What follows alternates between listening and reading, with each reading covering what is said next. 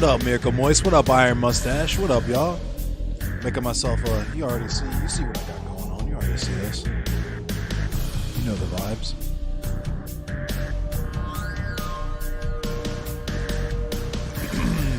Blaze your problems away. What's good?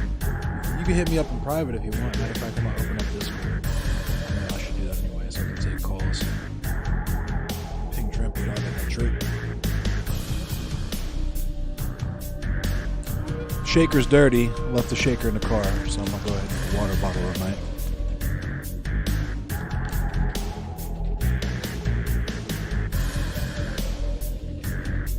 What up, Kuma? How you living tonight? How you feeling? I think I'm gonna be in your neck of the woods this time tomorrow. If everything goes according to plan.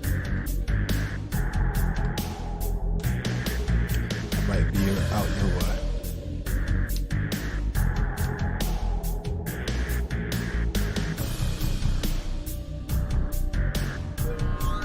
Yeah, I have off Friday, so.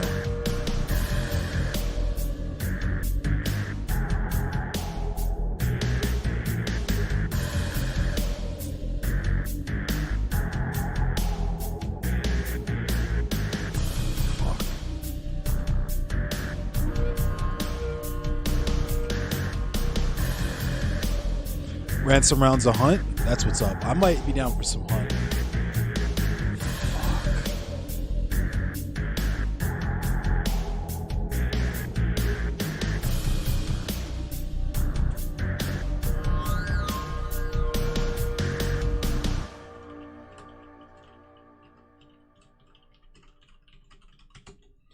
Damn, that fucking sucks. That's so crazy. I just met that dude too.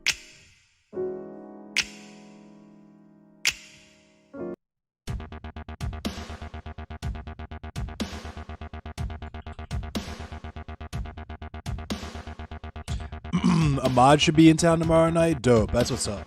Yeah. I was actually going to try and coordinate with y'all tomorrow about that because my dad said he's going to try to come out Baltimore Friday, but I have no idea why he would do that. I'm just going to come out and meet y'all there, I guess.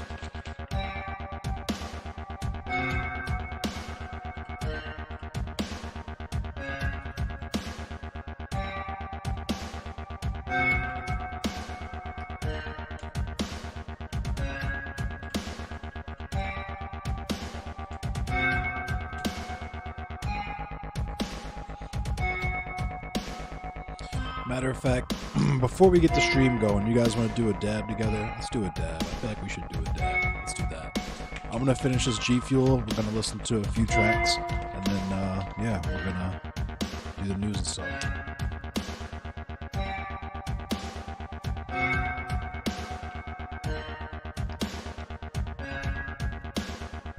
Hit the kush.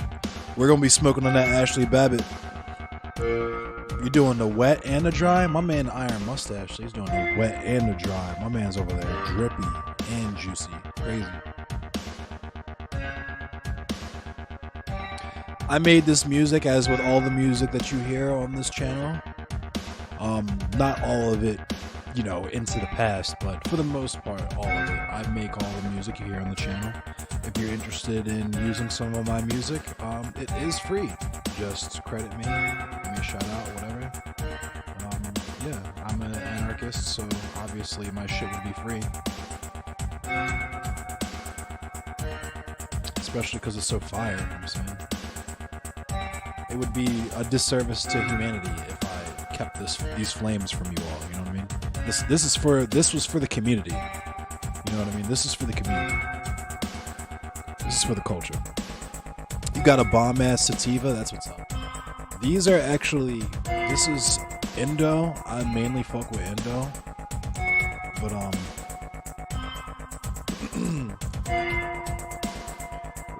I got a G Fuel on deck, so I think I got pretty much a pretty good amount of energy. Yeah, sativas fucked me up too.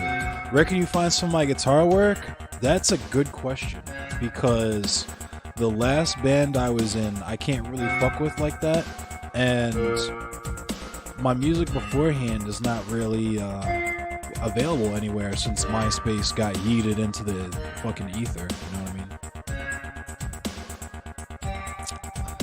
I'm in a new band now. I'm gonna have to record some new music soon. But I think my last band that I actually fuck with is on YouTube still. Is a band called Embalming Process. I could be wrong though. We might have got banned because our album artwork was so gory and risky.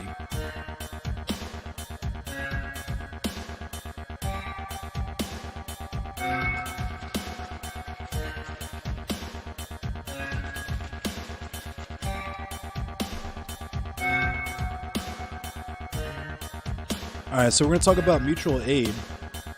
Charity versus mutual aid.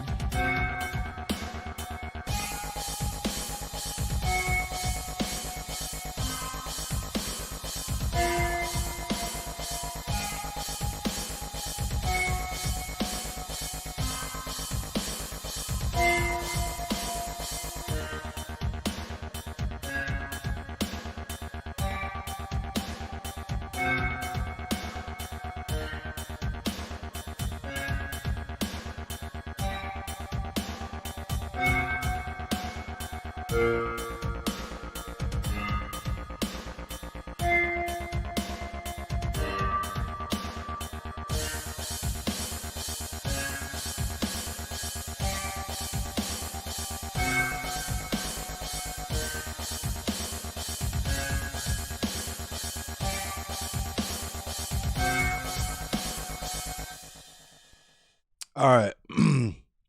So just really quick. So whoops. Wrong. This is what happens when you have more than one monitor. So when we're talking about mutual aid, I'm gonna zoom in on this so you all can see it. We're talking about mutual aid as opposed to charity. What we're actually talking about is the organization of the particular group, not so much the service that the group provides, but the way that that service is provided. So with a charity is top down, right? Someone owns the charity or runs the charity, is like the CEO or whatever you want to call it. There's barriers to access to the service that the charity provides. So in order for you to get the service that this charity provides, you have to meet certain criteria, right? And if you don't meet that criteria, you don't get the charity. It's kind of like the silliness of like some of the American social programs, right? The major one being unwed homes. So you'll have a phenomena where you'll have a mother and father who share a child who live together in the same home, but they're unmarried because they wouldn't receive benefits if they were married and living together on paper. That sort of situation, right? Where you're making these arbitrary barriers to access for things that people need just so that you can fulfill your classist or sexist or racist or what have you stereotypical viewpoint of the people that you claim you're helping, right? And of course that maintains the hierarchy and social inequity. I feel like I don't have to get into too heavily about how or why that is, but mutual aid is rooted in the community. It's not top down, right? It's mutualistic and based in solidarity. So it's not run by someone who's like a millionaire looking for a tax break or whatever, right? It's run by people who are in the same position, who understand and who know what the needs are and how to meet those needs. And it's not about determining who is deserving, right? That's the most important thing. One of the most important things. So that there's a few pieces that I've pulled up that I want to read.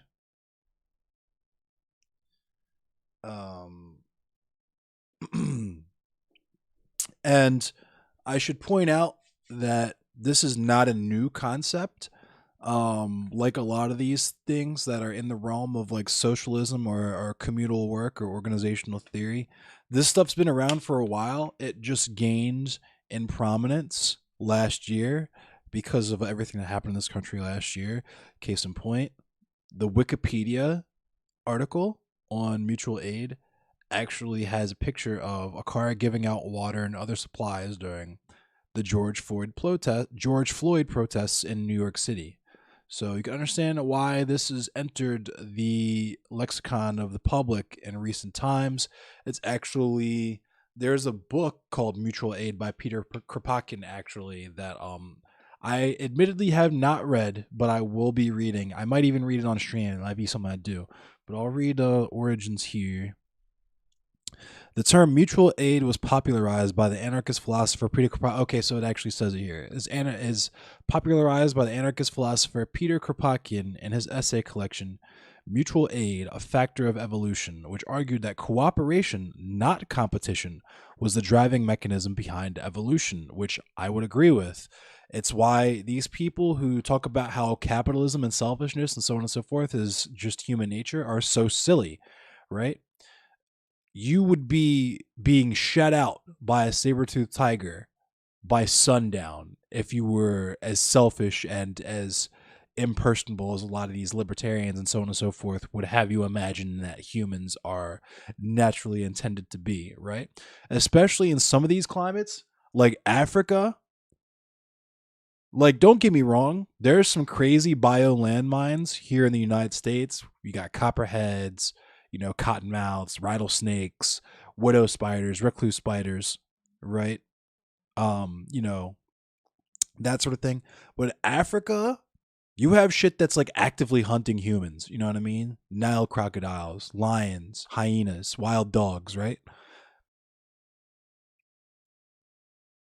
Not to mention your bio landmines, your boom slangs, your hippopotamuses, your fucking, which is crazy. You know what I mean? Hippos. Yep, you got it. Like, so yeah. The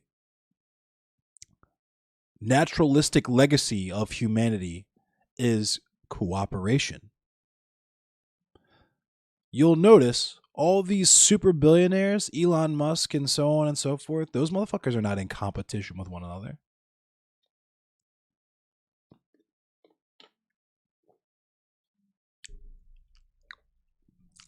Kropotkin argued that mutual aid has pragmatic advantages for the survival of humans and animals and has been promoted through natural selection, and that mutual aid is arguably as ancient as human culture. Yes, sir. This recognition of the widespread character and individual benefit of mutual aid stood in contrast to theories of social Darwinism that emphasized individual competition and survival of the fittest, and against the ideas of liberals such as Jean-Jacques Rousseau, who thought that cooperation was motivated by universal love.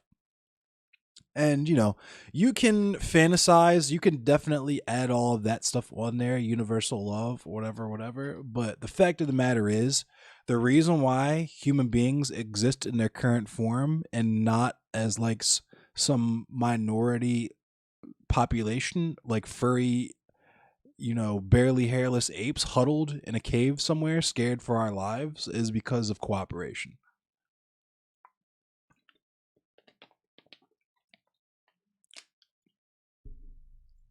So, mutual aid versus charity, as defined by radical activist and writer Dean Spade and explored in his University of Chicago course Queer and Trans Mutual Aid for Survival and Mobilization, mutual aid is distinct from charity. Radical activist, social welfare scholar, and social worker Benjamin Shepard defines mutual aid as people giving what they can and getting what they need. Mutual aid projects are often critical of the charity model and may use the model solidarity, not charity, to differentiate themselves from charities. And here are a few criticisms of mutual aid, because there are criticisms. Lack of technical experts, funding, and legitimization by the public. So legitimization by the public, depending on what you're doing mutual aid for, is something that you will literally never acquire, right? And when I say that, I'm thinking of like the Black Panther Party for self-defense, right? Those types of things which are directly at odds with the bedrock of American society, right?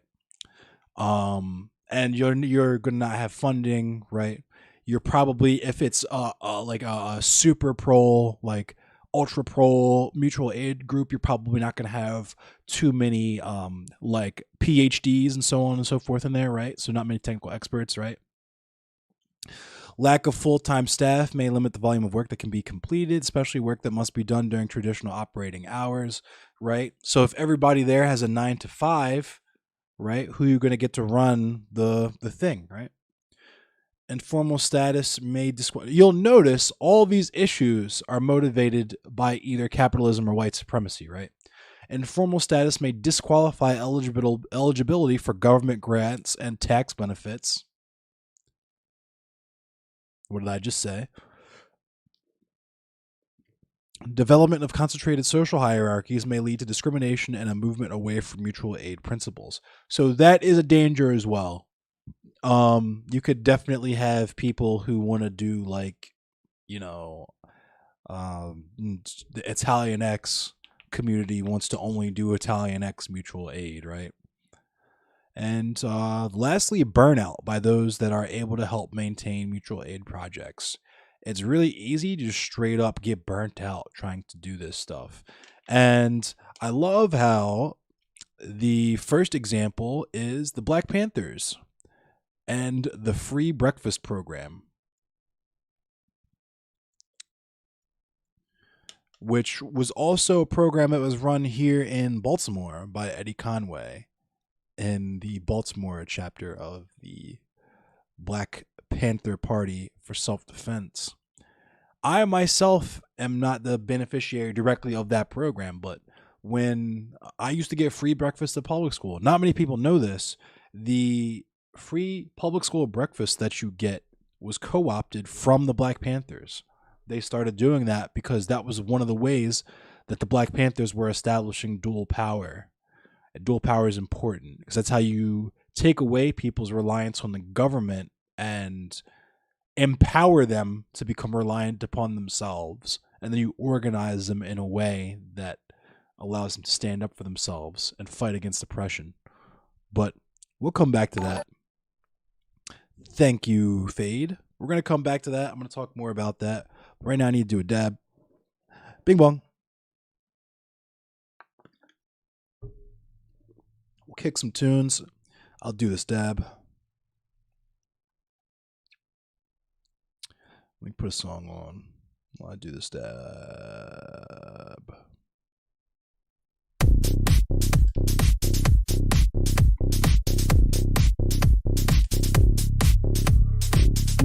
Once again, all this music is original music by me, made, produced, and, uploaded and stuff, played by me. I do live performances, not in the near future because of COVID, but yeah, I do live performances in Baltimore, and I want to get out there. I want to tour and stuff, so thank you, Sharon, for the like.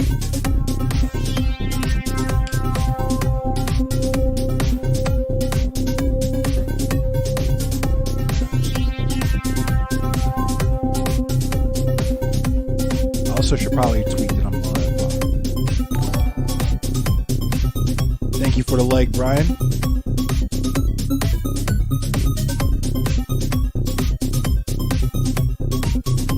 I really like this song. This is my favorite song that I did.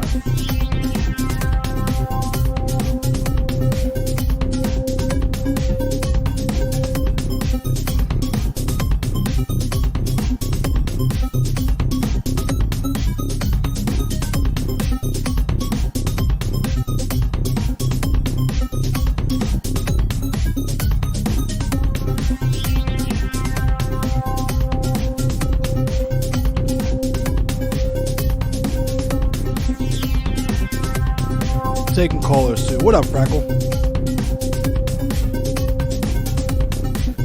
I'm just doing taking a quick intermission, doing a dab, listening to some music, then we're gonna talk about mutual aid. I was just talking about mutual aid and, like, you know, the organizational theory of communal work.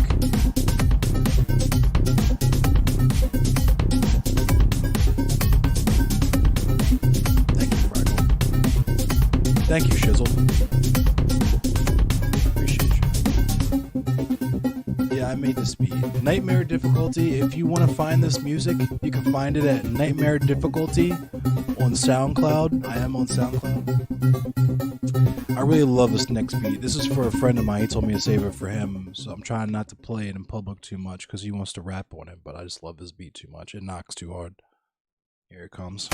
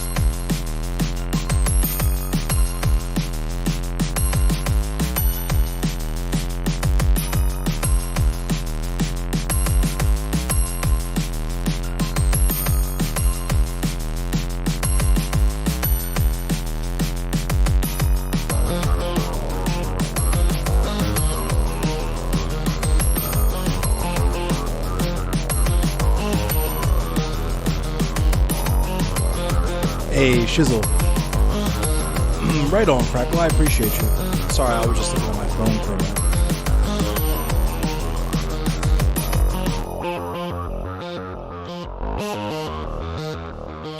But yeah, I talk a lot about mutual aid because I feel like it's something that everybody can do.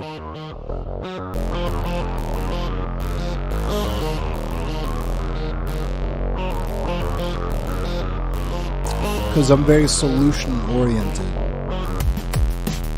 I'm very good at identifying problems, but that's not always helpful, right? People need solutions.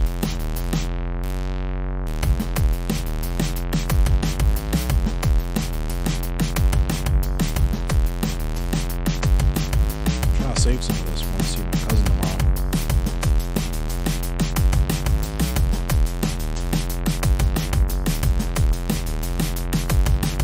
Thank you, Bird. Yeah, I made this beat.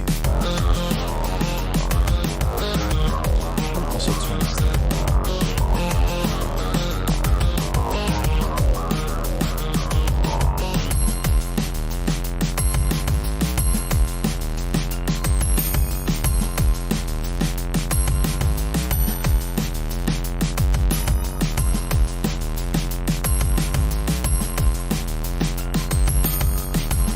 What's up, Vulcan? Good to see you.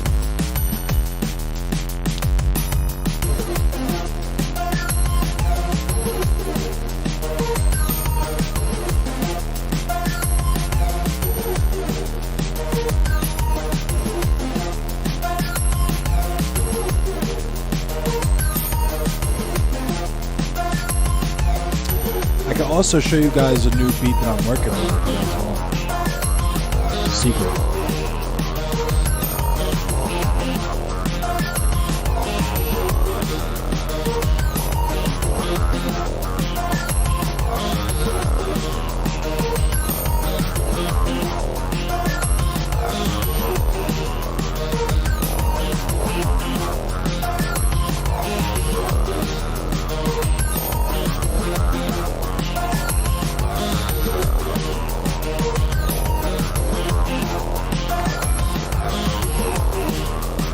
Thanks for the link, Carmen.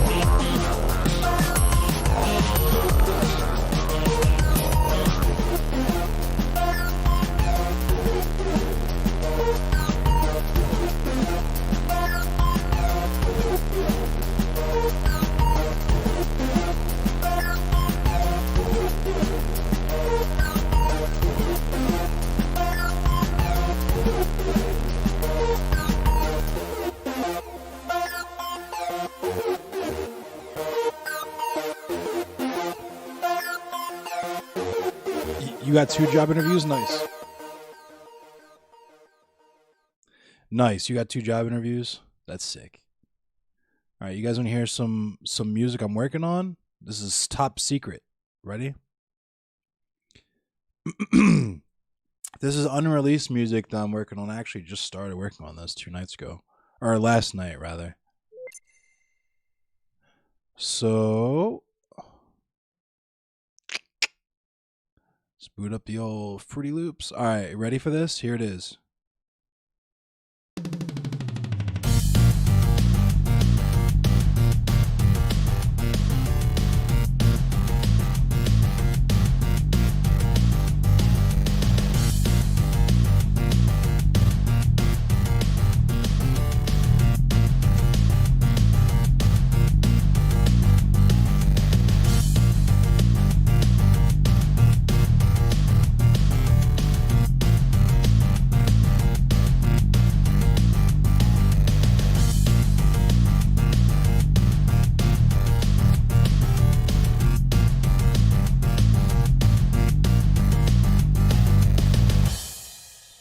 So that's that. I'm trying to figure out this guitar, right?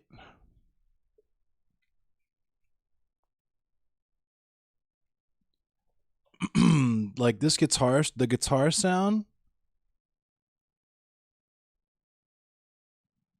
Yeah. I haven't worked. This is the first music I've worked on in a good long time. I was working on music. Matter of fact, I'll show you guys. Let me close out of that. This was the other track that I was working on earlier this year.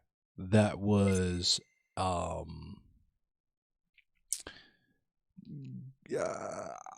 kind of went ADHD and lost interest. I still want to finish this track, but this is also some unreleased stuff.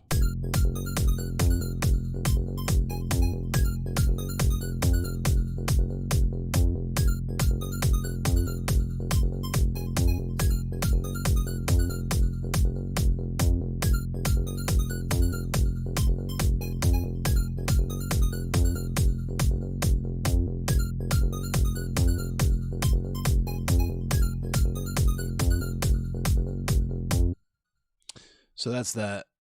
I don't know why I stopped working on that. This is something else. I have no idea what the fuck this is. Recent version. Should update. Continue. No. Okay. Yep. Okay. So that was. Nope. Okay. Never mind. I don't know what that is. I made that. I don't know what it is. But that's. Ooh, so I have samples of it. Let's see. What is it?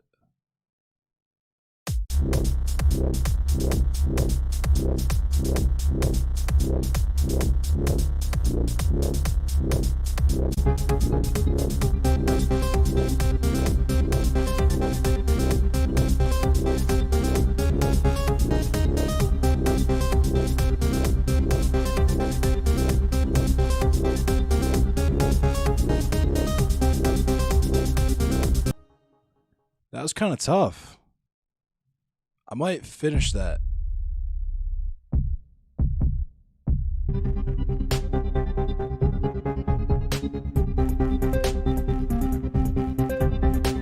Oh. Ooh. When did I make this? Ooh. Ooh.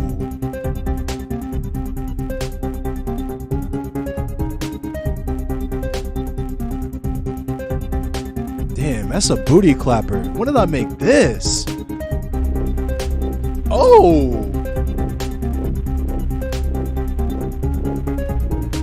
Let me hit the dab. When did I make this shit?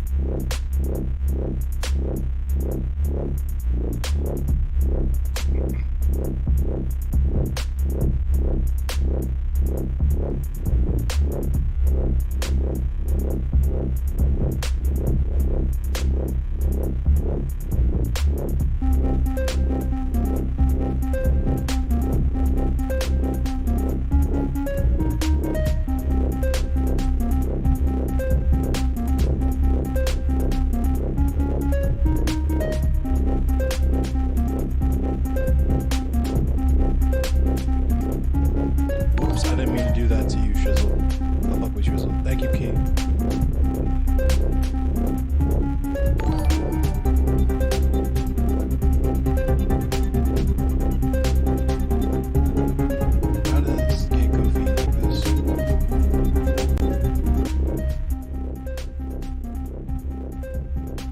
Wait, whoa. Oh, it's because I'm silly.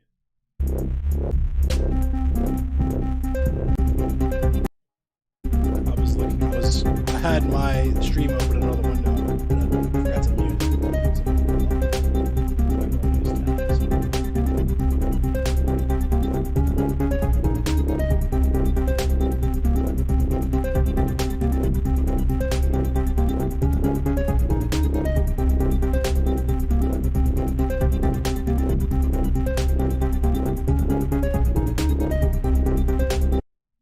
All right, enough of that. Okay, enough of that. All right. Now back to the educational content. Ready? So there's a couple op-eds that I want to read. Yeah, that was my music, Julia. Yeah, sorry. So here's an op-ed that's actually from. Is this from today? No, that's just today's day at the top. I'm silly.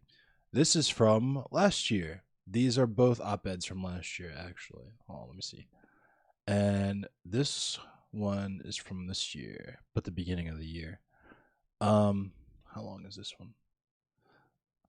That is lengthy. Let me. I'll read the short one first. I'll read them in order from shortest to longest, so you can decide how long you want to stick around and hear me talk about mutual aid.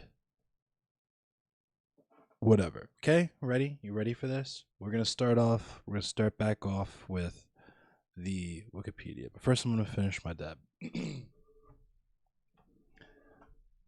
So, I want to start off with talking about where this conversation comes from first. So, here to speak about the mutual aid until you get a call. Right on.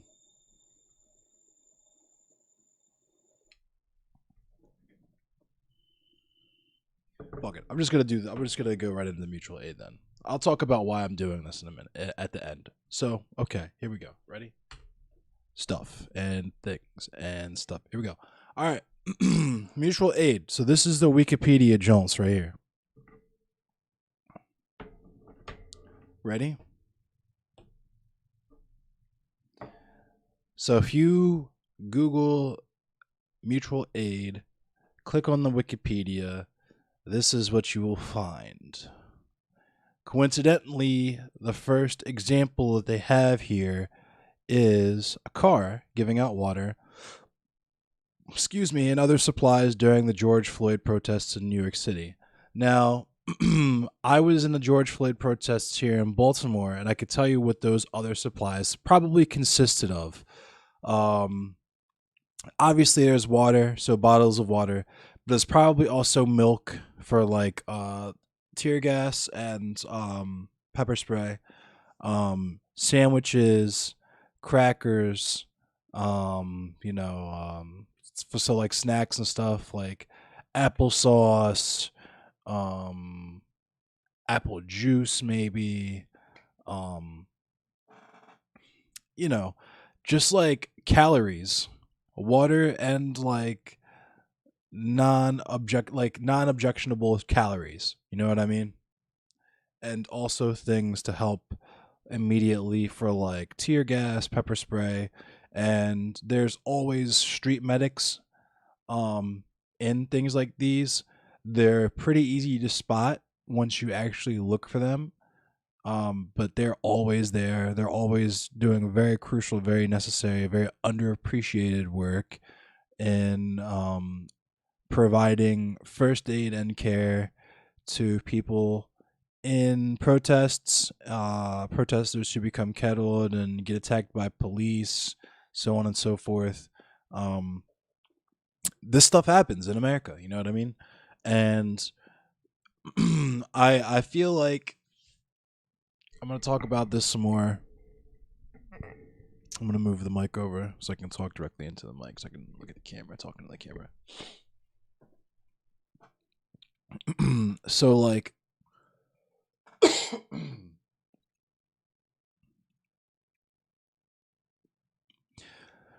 these things happen, right? And it dovetails into a conversation that I was having last time on Monday about prison abolition, which is also police abolition. Part of the prison industrial complex is a militarized police force, right? So when you come into contact with the police, when you are in the act of civil disobedience, which is as simple as breaking curfew, right? So if you were caping for Kyle Rittenhouse, congratulations. You were caping for the type of activity that I'm talking about, right? It's just that, like I was saying, in the midst of all that discourse, the state, as the purveyor of violence, the owners of the monopoly on violence, will say, the subjects at whom they choose to direct that violence of are a very specific political leaning, right?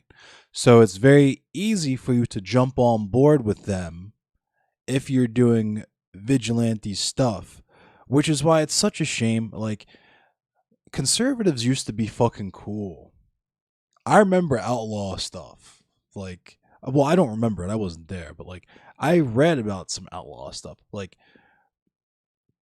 coal miner stuff. Like, all the coal miner shit is like fucking awesome, and it's stuff that I want to talk about on this channel too. I want to talk about it with Alki, or I'll probably end up watching stuff about it with Alki as well. Why didn't you bring this sort of thing up when you and I were talking about Rittenhouse on panel? Would have been a more interesting exchange. Were you on the panel, Tower 16? Which one were you? I don't remember you.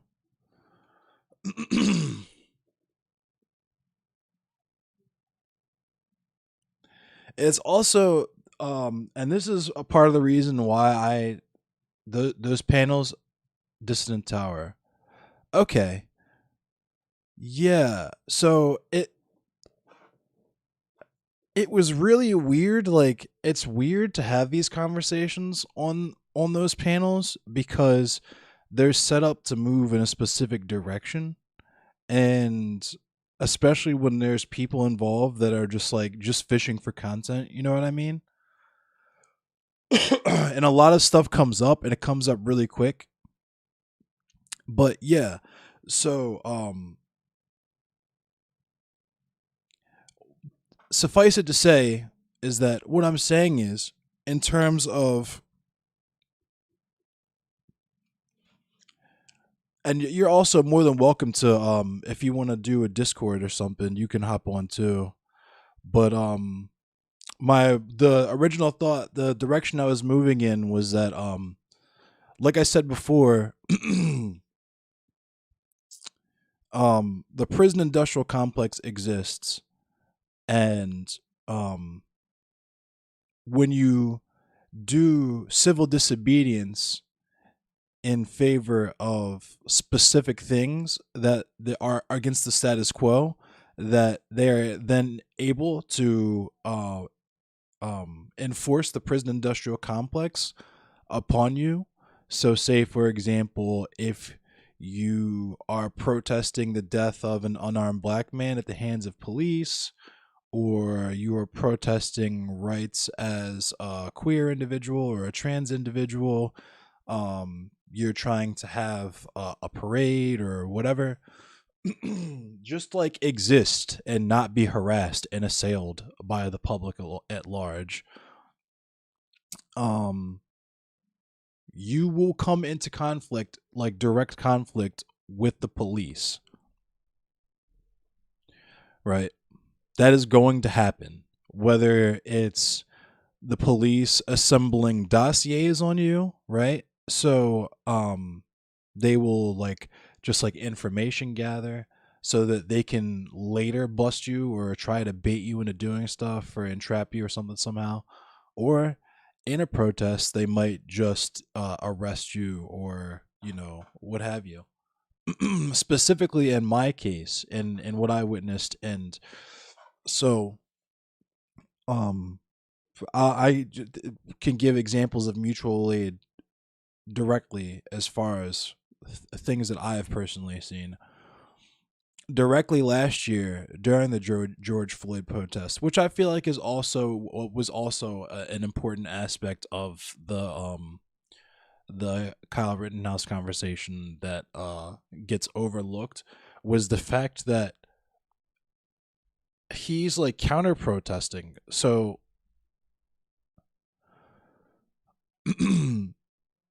I realize I have to back up before I have this conversation because not everyone is on board with the whole like rioting thing.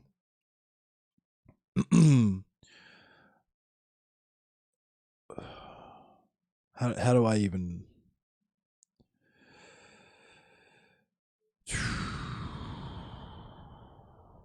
how do I even put this? So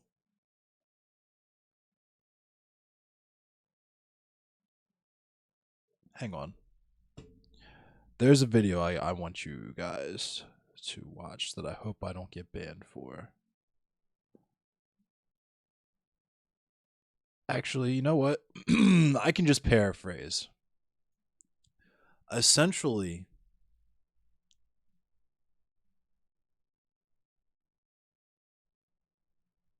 essentially,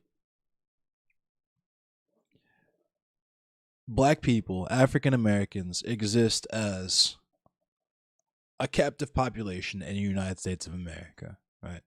This has been true from the very beginning, from when we were literally held captive and brought here to perform enforced labor to found the country, up until now, where we've been given rights in so much as we've been recognized by the state as having the capacity to vote at birth through certain means, I suppose.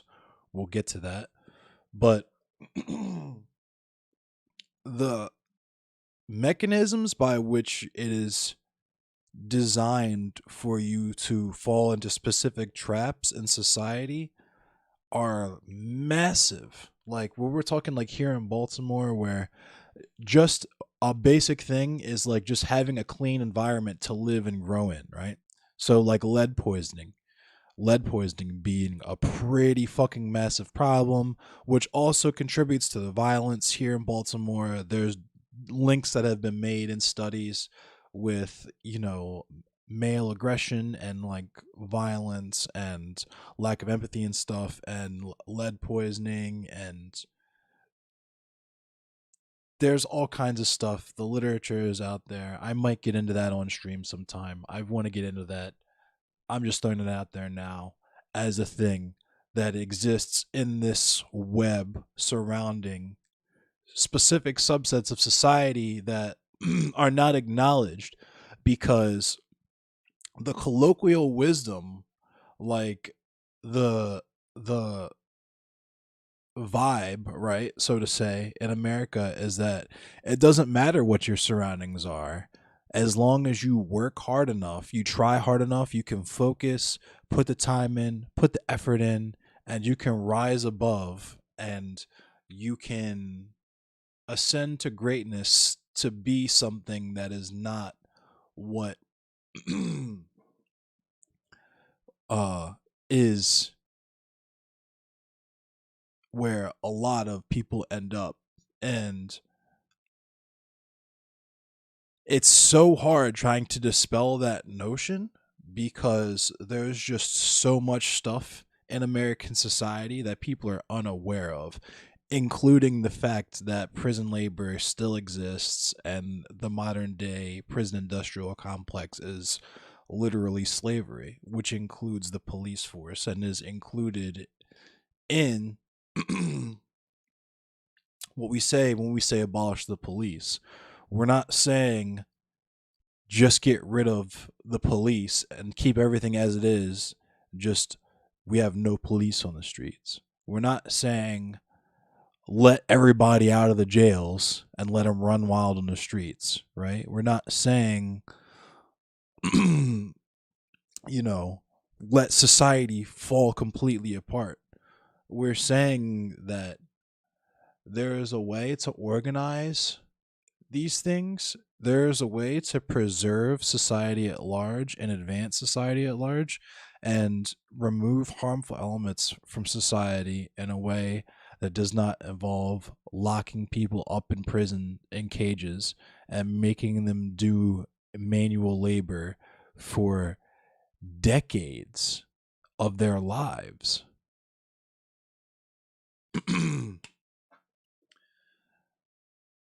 So,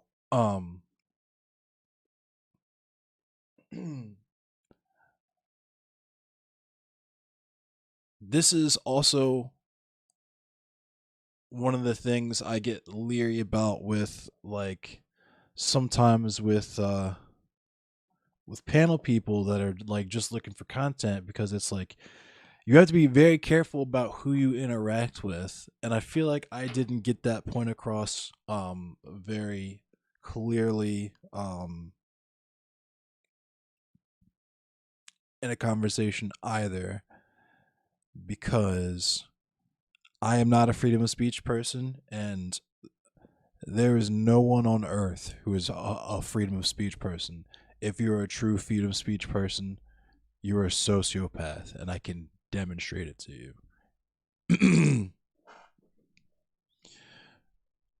And I was saying that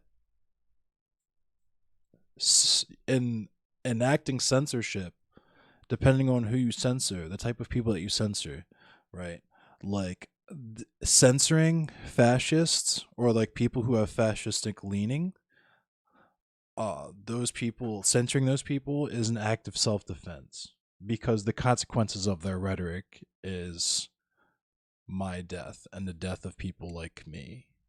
So when it comes to not platforming, not entertaining, like just completely not even treating them as human beings, like treating them as a human being is already me going above and beyond, because that's not an emotion that is reciprocated, right? This is someone that sees me as less than human, so why would I treat them any differently? Why would I give them any room to speak?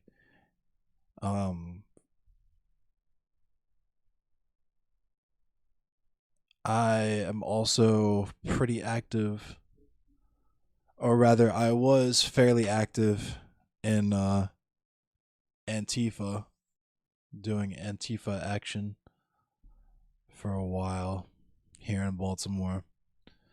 I shouldn't have done so many dabs, because now I'm like rambling. But anyway, I'm going to read these pieces on mutual aid. Okay, you guys ready? I'm going to do what I had planned on doing initially before I got sidetracked. So we're going to reread the Wikipedia, right? The term mutual aid was popularized by the anarchist philosopher Peter Kropotkin in his essay collection Mutual Aid, A Factor of Evolution, which argued that cooperation, not competition, was the driving mechanism behind evolution. Kropotkin argued that mutual aid has pragmatic advantages for the survival of humans and animals and has been promoted through natural selection, and that mutual aid is arguably as ancient as human culture.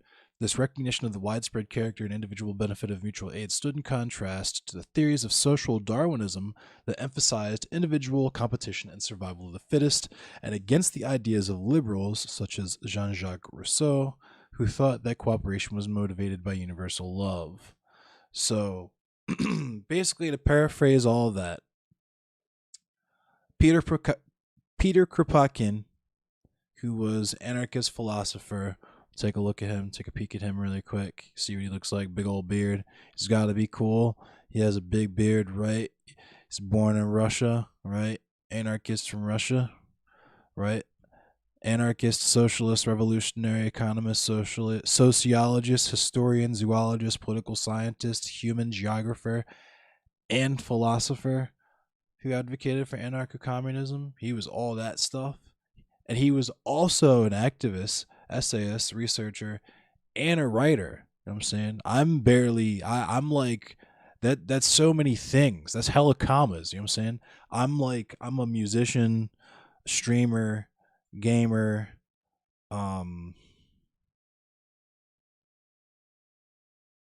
that's it. That's like literally it. A forklift driver. Um that's it. I guess 3D printer. I fuck with 3D printing now. That's like 5 things. That's only 5 commas, and they're like barely commas. I'm reaching with those. I should have stretched before those reaches. You know what I mean? Because I'm reaching way too hard with those. Yeah. Anyway, but that was Kropotkin in a nutshell, and he basically stated that um contrary to what a lot of the more libertarian or right leaning people, our right wing friends, would tell you about selfishness and self interest and protectionism and so on and so forth being a natural urge of humanity, the true natural urge of humanity and the true reason why your ancestors were not being shut out by a saber-toothed tiger or a crocodile by sundown was because they decided to work together. Because some of those environments, going off by yourself was a literal fucking death sentence, right? That shit could still be a death sentence in the year 2021. Imagine you want to go for a hike in like Colorado or something. You get bit by a rattlesnake or you get mauled by a fucking rabid badger. What are you gonna do?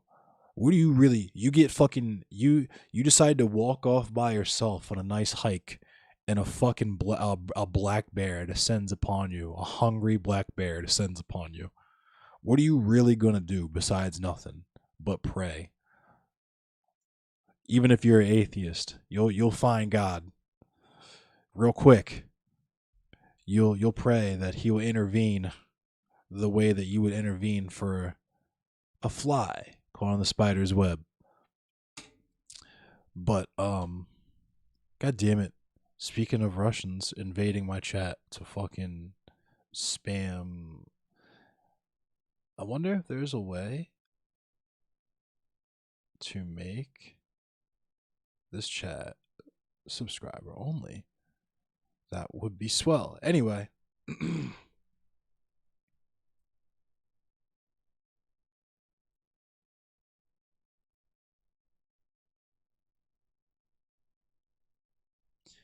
So, sorry.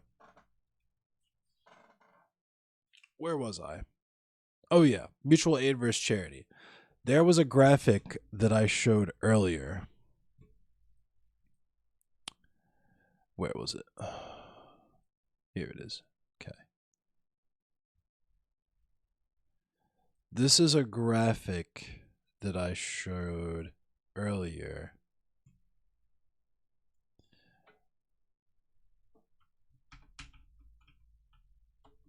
So,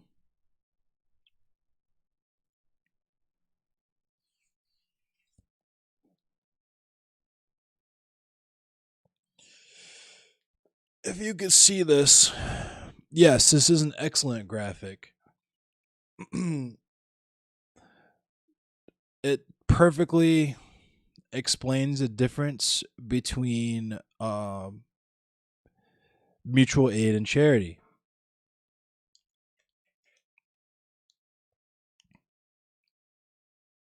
So, with charities, they are top down situations, and there's barriers to access to make sure that the quote unquote right people get the services and goods that are provided by the charity, which also helps to maintain social hierarchy and contributes to the, social inequity.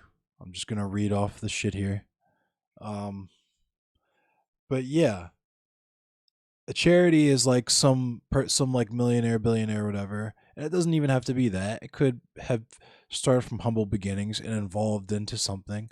But it's got like a CEO or a director or whatever, some person that's making pretty much all the decisions, and everyone under them is going with what they do. And if it's something that gives something out or provides something for free, then there are barriers to access for that, in terms of them making sure what are the age of these people, what is the gender of these people, what is the ethnicity of these people, what is their economic background, what neighborhoods are they from, right? All these sorts of things that they can use to continue to discriminate against people without just directly saying, we don't want to, we want to engage in the genocide of this specific type of person. Whereas with mutual aid, it's rooted in the community. It's based in solidarity. So it's done by people who are in similar circumstances or have been in the same circumstances, who understand and know what the needs are and can meet those needs potentially, or at least have the wherewithal to express those needs, right? And one of the most important things is it's not about who is most deserving, right? It's not about figuring out who gets what. It's just you express a need, and it's your needs are provided for, which is kind of how we would want the whole of society to ideally function, right? Which is what the role of the government should be, absent the police, right? Absent the military industrial complex, absent the prison industrial complex. If the government adequately educated people, adequately provided healthcare for people, right? Then people would kind of naturally fall into doing whatever it is that they want to do, and getting into providing however they want to provide, and having their needs met in whatever way their needs can be met. And if there needs to be specific institutions to do that, and people need to be incentivized to do specific jobs somehow, then whatever, figure that out. But like, that's kind of how you would want society to be. And that's kind of how I see the future involving 3D printing, hopefully. I see it as, in terms of like individual liberty, kind of seizing the means of production, but is also a great way to do the same thing on like a much larger like macro level. But anyway, not to nerd out about 3D printing. That's the rub. We'll talk about some of the criticisms though, because there are some, and they are legitimate, okay? But you will find that a lot of these criticisms have a recurring theme. So let's check them out, right? So challenges to mutual aid are lack of technical experts, funding, and legitimization by the public. Lack of a full-time staff may limit the volume of work that can be completed, especially work that must be done during traditional operating hours. Informal status may disqualify eligibility for government grants and tax benefits. Development of concentrated social hierarchies may lead to discrimination and a movement away from mutual aid principles. And burnout by those that are able to help maintain mutual aid projects. So, with the lack of technical experts, funding and legitimization by the public just comes straight up from propagandization. Like, people are instinctually designed to react a certain way to mutual aid, right? Similarly to like the same reason people don't want to just give money to a homeless person on the street because like what, he's just gonna go spend it on drugs. So who fucking cares? Um, Mind your business. But that sort of stigma exists, but also we'll get to some specific examples that I feel like people are primed to having negative opinions about. And it's something I'm noticing amongst a specific type of working class person too, and we'll get to that in a minute because I was going to have some content on this topic and I've had to slow my roll and re-examine it, and I want to examine my feelings on the topic instead. But we'll get to that in the end after this if you guys want to hang around and talk about it some more. And of course, I'm still doing a Discord thing. If you guys want to call me on Discord, we can do that. Anyway, so the lack of technical experts, like, it should be fairly obvious why if you have like uh just like kitchen, like a kitchen in the hood, like a group kitchen in the hood, like a group garden in the hood, why you would have a lack of PhDs, you know what I mean? And like, like army generals helping you out, you know what I mean? And why you wouldn't have gobs upon gobs of like thousands upon thousands of dollars funneled into that, and why the average person in the public would probably view you as not that serious or not something that they would want to give their money to, even if they knew of you in the first place, right? So, also the fact that um if you have to operate during traditional work hours, but you have to work your own full-time job yourself to not starve to death, to not get kicked out on the street, to provide for your kids, provide for your children or your family or your loved ones, right? And obviously the government's not going to give you any grants or tax benefits if you're not doing anything that it can't co-opt, right? And if you are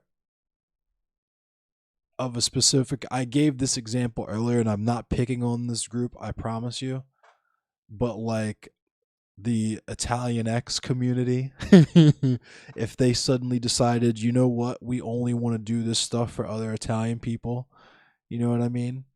That's something that's not impossible and has happened amongst like proletariat with racism and that sort of thing happening amongst working class people. There was certainly some anti-black racism in the labor movements in the very, very early United States of America. That was, of course, it is what it is. But also, burnout occurs just because there's not enough people. Like, if more people contributed, then burnout would not be so much of an issue, but you're not going to have like if you wanted to run like goodness, like let's say, hold on, Julia, imagine complaining about a problem that is a direct result of our society / institution. Mutual aid is helpful in situations with people truly in need. Sorry I'm late, but you're right. Yeah, you're absolutely correct, Julia. Tuan, just a quick side note for added context. Technical experts or professionals can and do have their careers, jobs acted against if the organization or company, etc., find that you participate off the clock through moonlighting, contract clauses, fear of retaliation, or no public political stance. That is also very true.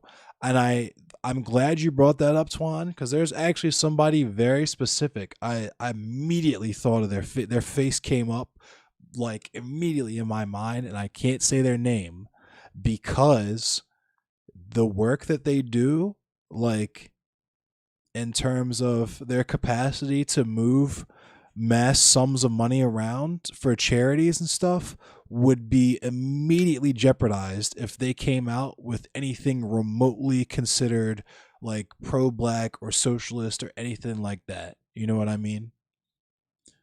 So, god damn it, these fucking bots on YouTube. But yeah, they hit my inbox to be like, I appreciate everything you talk about, everything you do. I wish I could, but because I'm in this very public position, if I do anything that is not the neoliberal status quo, you know what I mean? If I go any further left than what is considered allowable for the bleeding heart liberals in this position, you know what I mean? Then I will lose everything, you know what I mean? And I understood that. And it's a tough choice to make. And yeah, that's big facts. But yeah. So let's talk about some examples and why the federal government might actually be engaged in a propaganda campaign to demonize the concept of mutual aid. And I mean just beyond the fact that obviously this would establish dual power, and if the community would provide for the community, there would be no need for the federal government, and you wouldn't really have consent to govern at that point, and it would raise a bunch of fifth column issues, we'd say. But anyway,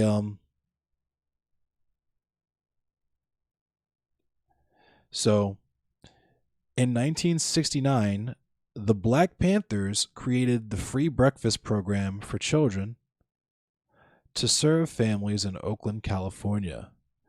By the end of 1969, the program fed 20,000 children across 19 cities. Other survival programs included clothing distribution, classes on politics and economics, free medical clinics, lessons on self-defense and first aid, transportation to upstate prisons for family members of inmates, an emergency response ambulance program, drug and alcohol rehabilitation, and testing for sickle cell disease. In the 1970s, the Young Lords, an organization devoted to the neighborhood empowerment and self-determination of Puerto Ricans, Latinos, and colonized people in the United States, operated multiple community programs, including free breakfast for children, the Emiterio Betances Free Health Clinic, free dental clinic, community testing for tuberculosis and lead poisoning, community daycare center, free clothing drives, and a garbage offensive to clean up garbage in Puerto Rican neighborhoods neglected by city sanitation. Food Not Bombs was founded in the United States in 1980 by anti-nuclear activists to share free vegetarian food with hungry people and protest war, poverty, and destruction of the environment. Today, Food Not Bombs continues to recover food that would otherwise be discarded and shares free food in over 1,000 cities in 65 countries. Baltimore, Maryland, the United States of America, a city included in that list. How do I know? I personally know people who cook for Food Not Bombs in Baltimore. Food Not Bombs is a great organization. Thank you, Frackle, for providing a link. I appreciate you. You are always there to be one of the dopest members of my community. And you say you deliver for FMB, so you just continue to be more and more awesome. the more that I know you, thank you for existing and contributing and being a real one, to put it the way that Julia put it, because FMB people are the real ones. Shout out to FMB. Shout out to Food Not Bombs. If you have a Food Not Bombs in your city, support them, contribute to them. If you don't, maybe consider figuring out how to establish one.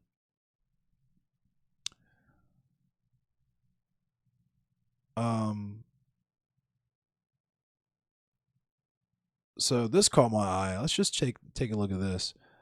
In the Philippines, practical bottom-up efforts rooted in the traditional or pre-colonial spirit of Bayanahan have been threatened with glib accusations of sympathizing with causes condemned by the National Task Force to End Local Communist Armed Conflict.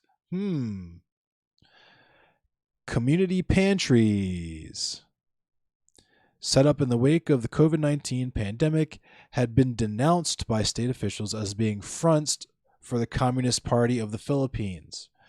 Lieutenant General Antonio Parlade disapproved of the widely circulating narrative that the state had been inadequate in responding to the effects of its own measures in containing COVID-19.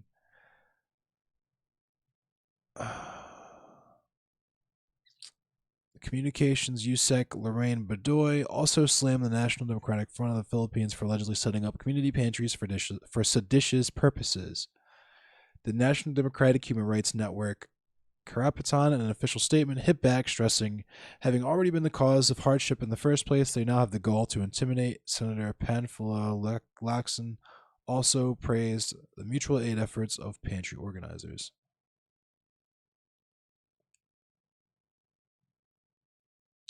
Yeah, Frackle, for sure. I'd like to interview you one time for that. I also want to interview the people that I know here. No, I think about that would be dope content. I should write that down. I want to interview Food Not Bombs people I know.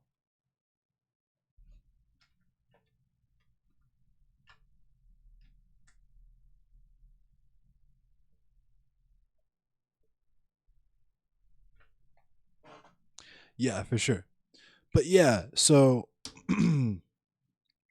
governments understand that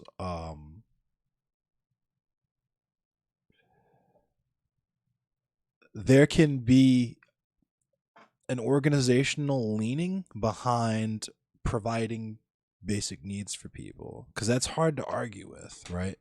And that's the key. That's like what Fred Hampton and them got. Like, you just have to be there amongst the community and providing for the community.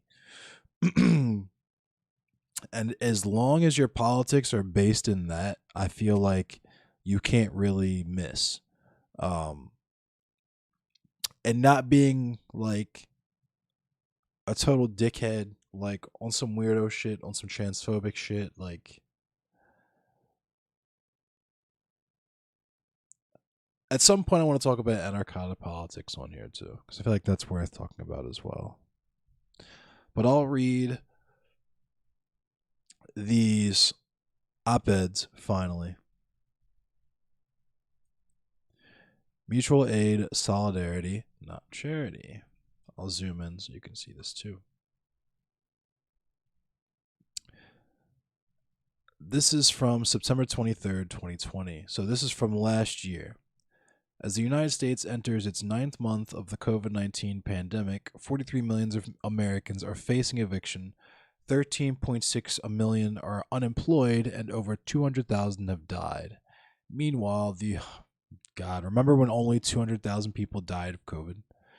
Meanwhile, the U.S. government has only passed a single stimulus package with no further relief in sight. In the absence of government help, individuals have begun to turn to each other for support in an action known as mutual aid. Embodied by the phrase solidarity, not charity, mutual aid stands in stark contrast to conventional methods of charity. Charities typically get most of their funding from wealthy individuals and institutions like universities and corporations. Mutual aid efforts are funded from within the community, inspired by horizontal solidarity rather than top-down philanthropy. They aim to create permanent systems of support and self-determination, whereas charity creates a relationship of dependency that fails to solve more permanent structural problems. Through mutual aid networks, everyone in the community can contribute their strengths, even the most vulnerable. Charity maintains the same relationships of power, while mutual aid is a system of reciprocal support. Though the term is just now entering mainstream discourse, mutual aid has a strong tradition across history, especially in the United States. In 1969, the Black Panther Party began their free breakfast program in Oakland. Within a year, the Panthers were feeding more than 10,000 children every day before school.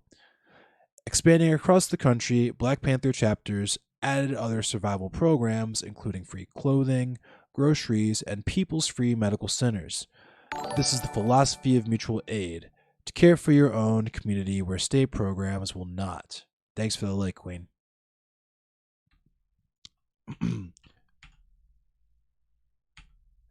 Mutual aid can take many forms, whether through distribution of goods and services or direct monetary support.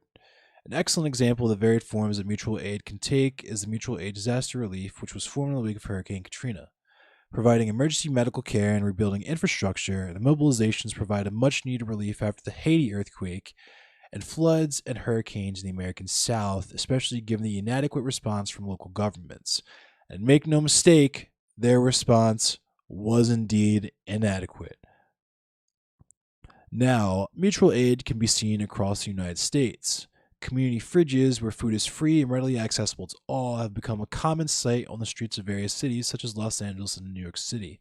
I believe there was a Baltimore community fridge. I know some people I knew were playing in bands that was a benefit show for the Baltimore community fridge. I'm not sure if that actually, if that's still a thing, but yeah. Anyway. Bail funds, community organizations that collect money to post monetary bail for incarcerated people, garnered significant attention during the summer's Black Lives Matter protests. Similarly, legal support for protesters have been community funded through decentralized tools such as Venmo and GoFundMe, which is also a thing. If you're a protester, like I was saying earlier, if you are not of a specific political leaning, as with the Kyle Rittenhouse situation, Kyle Rittenhouse was out there as a right-winger. He was out there as a counter-protester. He was out there to deliver medical aid. Sure, he had a med kit on him, but he was there also to kill people necessarily if he had to. He had the AR-15 with him. Don't bullshit me about him going out there just to help. I was an EMT. I wasn't an EMT. I went to EMT training, rather. And I missed range day. Maybe that's why I didn't become a full EMT. Who knows? But as far as I remember, as far as I recall, when I was riding on the ambulance, there were no AR-15s around. There was no opportunity for me to kill two people and seriously maim a third. There was just, I couldn't do it. That didn't stop me from desiring to render medical aid to people. Very important. And I also realized at the age, 19, that I was not emotionally prepared to do a job like that. Go figure. But anyway, what's up, Roxy? Mutual aid is also being implemented on college campuses. Scripps College and Colorado College, among others, have created mutual aid funds in the wake of the pandemic and its devastating effects on students. Williams students are currently organizing the Williams Mutual Aid Collective. This includes creating an interest form and a framework for keeping track of and distributing funds, as well as raising awareness around what mutual aid is and why it is important. Currently, the collective's immediate goals are to redistribute $5,000 within the community and to create a system in which people can communicate and share resources among the local student body and Berkshire community. The collective is committed to ensuring that any distribution of resources is conducted in a way that adheres to the college's COVID-19 guidelines. Eventually, the collective hopes to become a 501c3 organization or to become fiscally sponsored by another entity. This will eliminate the $5,000 limit, which exists due to federal laws surrounding solicitation and would allow the collective to better meet the needs of the larger community and would also better facilitate the distribution of shared resources and services. So, what that's saying is basically they could be more efficient, but the federal government will not allow them unless they become a 501c3 organization sponsored by another entity fiscally. So, unless someone else is controlling their money, they can't do more than $5,000. Right. The Williams Mutual Aid Collective and its local goals connect the student body in the Berkshires to a wider national grassroots effort to recenter focus on collaborative efforts to support one another and improve communities from the inside. And it's really sad that college students have to do that kind of shit because college students are part of the proletariat. A lot of them are pretty fucking broke. I was broke in college. All right, you're eating ramen and shit. Shit's not fun. So here is another op-ed. This one's from last year too, but a little bit earlier last year in the pandemic. Reading this stuff is weird because these people had no idea how bad things would get when they wrote these, right? Why mutual aid? Solidarity, not charity. Once again, blow it up so that you can read it.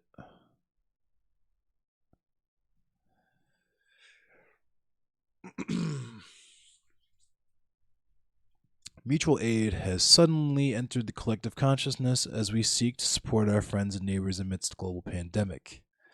Alexandria Ocasio-Cortez has tweeted about it. The New York Times has discussed so-called mutual aid networks in major cities, and mutual aid workshops have spread throughout the United States. But often the term is used without ever addressing the question, what is mutual aid? Social solidarity, not charity, might be the slogan response, but conceptualizing the difference is not easy. Fundamentally, mutual aid is about building bottom-up structures of cooperation rather than relying on the state or wealthy philanthropists to address our needs. It emphasizes horizontal networks of solidarity rather than top-down solutions, networks that flow in both directions and sustain the life of a community. In this way, mutual aid represents a particular kind of politics rooted in ideas around direct democracy, self-management, and decentralization. Does that speak to any of the libertarians in the audience? But where do these ideas and practices come from? To answer this question, we must go all the way back to the return of the century and to its origin in the 19th century naturalist debates and early theories of anarchist socialism. Ooh, spooky, socialism. Mutual aid is a concept born from a curious hybrid of Russian evolutionary theory and anarchist thought. It is specifically an idea associated with Peter Kropotkin. We talked about Peter Kropotkin earlier. Very cool Russian bearded dude. Check him out. A well-known anarchist socialist thinker, also a naturalist, geographer, ethnographer, and advocate of scientific thought. Kropotkin, along with other Russian scientists, developed mutual aid in response to the profound impact of Darwin's evolutionary theory and the focus on competition among his adherents. Most people have heard the phrase survival of the fittest or the more poetic idea of life as red in tooth and claw. But they are quotes often misattributed to Darwin himself. These cliches that emphasize war, violence, and destruction in the struggle for life were first used by one of Darwin's adherents, Herbert Spencer, who was a social scientist as much as a biologist. Spencer believed in the progressive evolution of not only organisms but also human societies, and helped to popularize evolutionary theories of social and non-biological phenomena. Humans are, after all, an element of nature. Kropotkin, however, was deeply concerned about an interpretation of evolutionary theory that emphasized hostility and competition, especially when extended, as it still often is, to the social and political lives of human beings. He saw that survival of the fittest would inevitably be used to justify poverty, colonialism, gender inequality, racism, and war as natural processes, innate and immutable expressions of our very genetic being. Wow, imagine that. Capitalism, and its stratified wealth and power could be seen as merely an expression of this natural competition in which a neutral playing field produced winners and losers based on merit. Instead of this relentless competition, Kropotkin saw cooperation everywhere he looked, in colonies of ants, in the symbiotic behaviors of plants and animals, and in the practices of peasants in his own travels. While Kropotkin did not deny elements of competition, he believed that cooperation was at least its equal in the process of evolution. The fittest are not the physically strongest nor the cunningest, but those who learn to combine so as mutually to support each other, strong and weak alike, for the welfare of the community. Extended to humanity, the implications of his thought was clear. Capitalism and the obsession with competition it brought was the aberration, and socialism and social solidarity were natural expressions of human life. His most famous work advancing this belief is titled Mutual Aid, a Factor in Evolution. Mutual aid has extended past this foundational argument over species evolution and biology to become a fundamental tenet of anarchist, libertarian, socialist practice. Today, its influence has pervaded a vast array of left-leaning social movements worldwide. The examples are numerous and diverse. Think occupied buildings which provide refugee housing in Europe, self-managed security and medical clinics in Greece, autonomous tenants unions as in Chicago, self-organized free schools across the U.S., worker-controlled mutual aid funds, or rank-and-file labor organizing. Today, these activists are faced with a new challenge, organizing in an environment in which demonstrations, assemblies, and mass meetings are still limited or forbidden across much of the United States and worldwide. So I guess this is getting to a bit where it's talking about, COVID had first started. This was written in July of last year, so. Overcoming these challenges has meant creating a dizzying new array of new, innovative structures that connect worldwide movements with the hyperlocal. Conference calls used to organize activists' singular apartment building for action on rent freezes. Mutual aid self-therapy conducted in Zoom breakout rooms. Food centers organized and collected via Google Docs. And the incarcerated are communicating with outside networks to advance diffuse strikes seeking safer conditions and the release of vulnerable prisoners. So it's weird because all that stuff is still relevant. The most magical aspect of this type of organizing under social distancing is that it reveals, even in a moment of extreme isolation, the depth of our connection to each other. Mutual aid goes beyond simple charity and patronage. It mobilizes society itself for society itself. In its most advanced form, it can show us a powerful vision of an alternative society, one in which we are no longer imagined as individual brands, consumers, or entrepreneurs in endless competition, but a collective connected by compassion, cooperation, and the spirit of participatory democracy. For this reason, COVID not only represents a great threat to public health, but also an incredible opportunity to build these networks from below, to return, if only bit by bit, to the spirit of cooperation which has always been at the heart of society. Which is true. We've seen a lot of that. A lot of these mutual aid networks have popped up. A lot of these quote-unquote social media influencers have begun to share mutual aid networks, and there's all that kind of stuff. But there's another joint I'm gonna read, and actually there might be something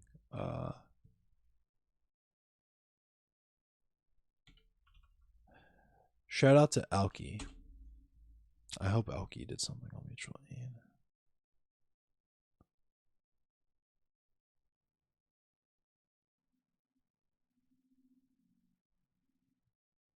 Nope.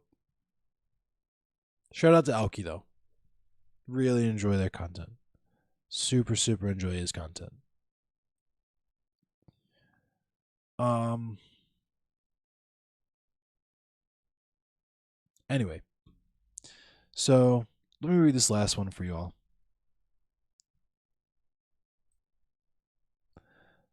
Solidarity, not charity. Mutual aid's anarchic history.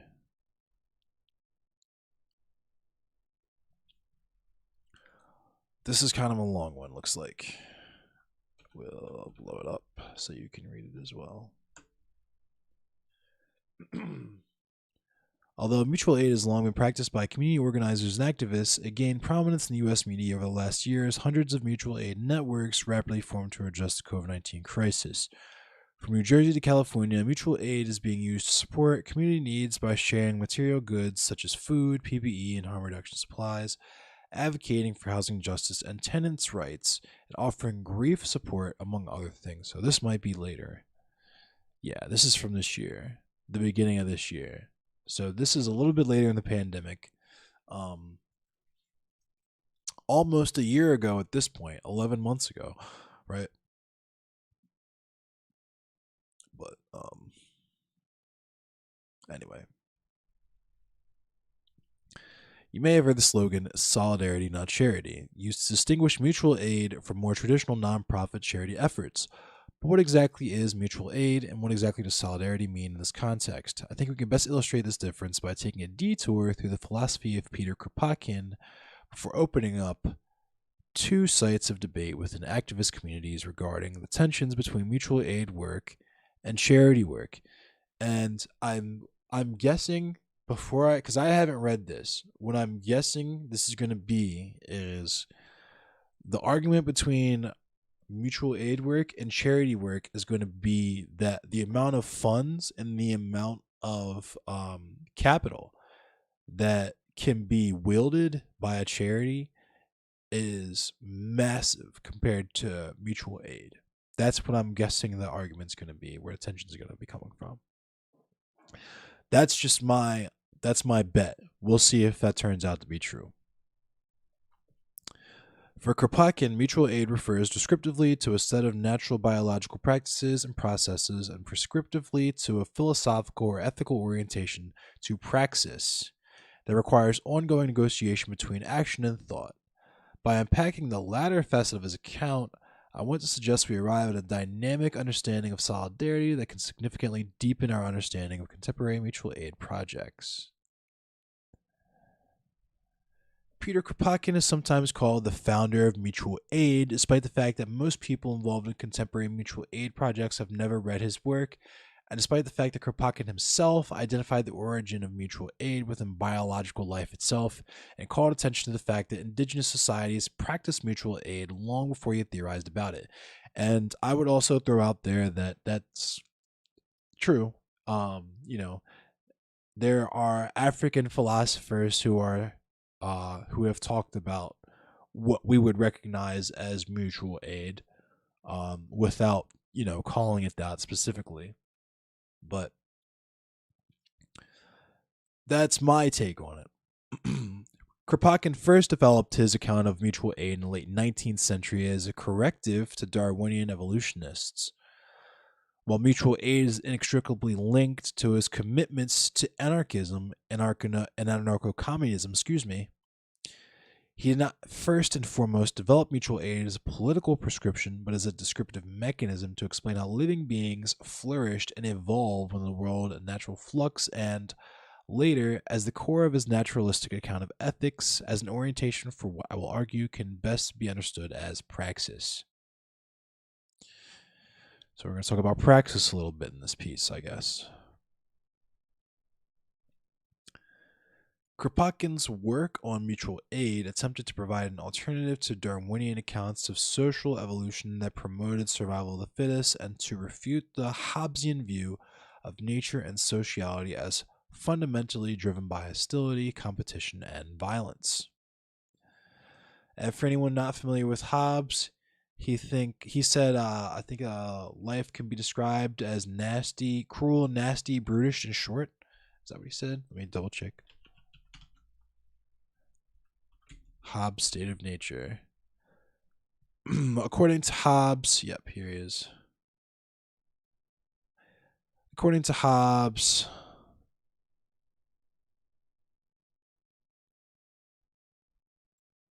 oh, God damn it. Okay.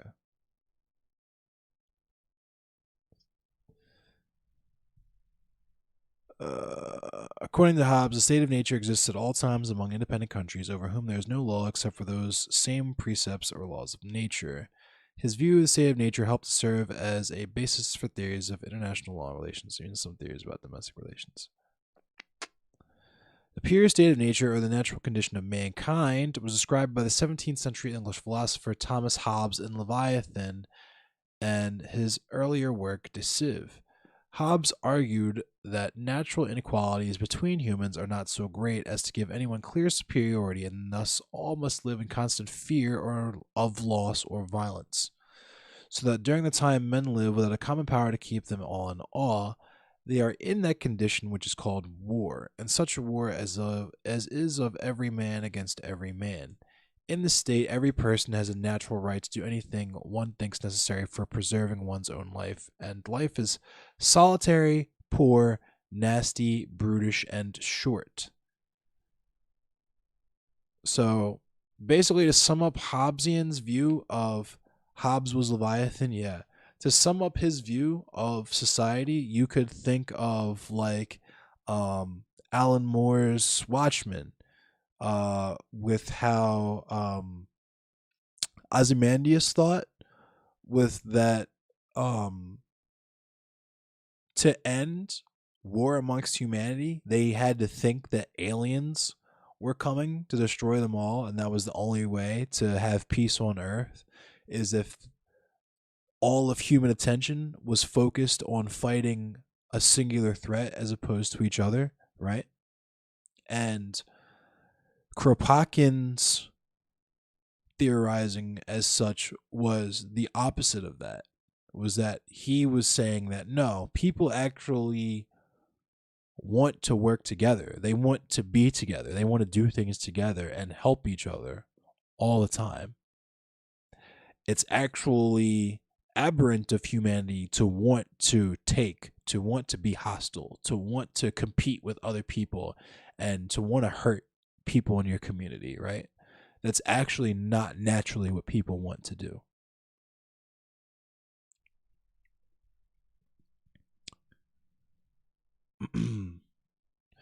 Drawing on the work of Russian zoologist Karl Kessler, as well as his own extensive empirical studies of birds and animals and human history and sociology, Kropotkin argued that mutual aid was as influential as, and quite probably more influential than, competition for guiding the evolution of biological species. We observe biological life, Kropotkin claims, we see ample evidence that species thrive by helping one another navigate hostile environmental factors, and that these behaviors tend to shape the evolution of species over time. While it may sound as if Kropotkin thinks that mutual aid is either that which is always already taking place all the time across all species, or that which we should evolve in order to fully realize, he is actually making a much more nuanced claim. For Kropotkin, mutual aid is the name for both the kinds of care animals, birds, and humans tend to show other members of their species when surviving in the face of common environmental struggles, and the form of relationships that spur evolutionary selection. This is to say that mutual aid is an explanatory mechanism for how changes already take place, and at the same time, insofar as we apply it to human society, an inspiration for ethical living in solidarity with one another with a goal of holistic flourishing rather than individual advantage. So what that is basically it's just like saying that natural selection is both a description of the mechanism by which biological organisms pass on their genes. It's a description of that mechanism, and it is also the literal act of what that mechanism describes, if that makes sense. I hope I'm making sense. So when we're talking about mutual aid, what Kropotkin is saying scientifically in respect to evolution, he's saying that animals can animals can engage in mutual aid, which is something that animals do in the face of severe environmental pressure to continue the survival of their species. And in humans as animals, it's something that we can engage in socially that is ensuring the survival of our communities, which is the act of ensuring the survival of all our genes, right? Kropotkin's ethics may seem to advocate a return to primitivism or assume access to some universal ethical code we might discover by observing natural biological life. However, Ruth Kinna's historical work on Kropotkin shows that Kropotkin's ethics are far more amorphous and dynamic than either of these readings suggest. Instead, Kinna argues mutual aid should be understood as an anarchic approach to the ethical that recognizes that ethics ought to be negotiated in concert with the shifting movements and needs of the masses, quote unquote, within a common environment rather than imposed through sanctions or obligations mediated by state or religious institutions. So, what that's basically saying is that this person who is observing Kropotkin is instead saying that this specific concept should be more so understood as a truly anarchic approach to ethics, right? If you are an atheism plus person from back in the day, right? If you're a fedora atheist, you're an edgelord atheist like I was, like a lot of us were on YouTube, you know what was one of your catchphrases? You can be a good person without being religious. Everybody knows that.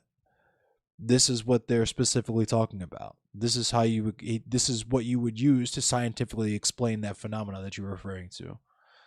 And it's also how an anti-statist would reference how humanity would function in the absence of a state, right?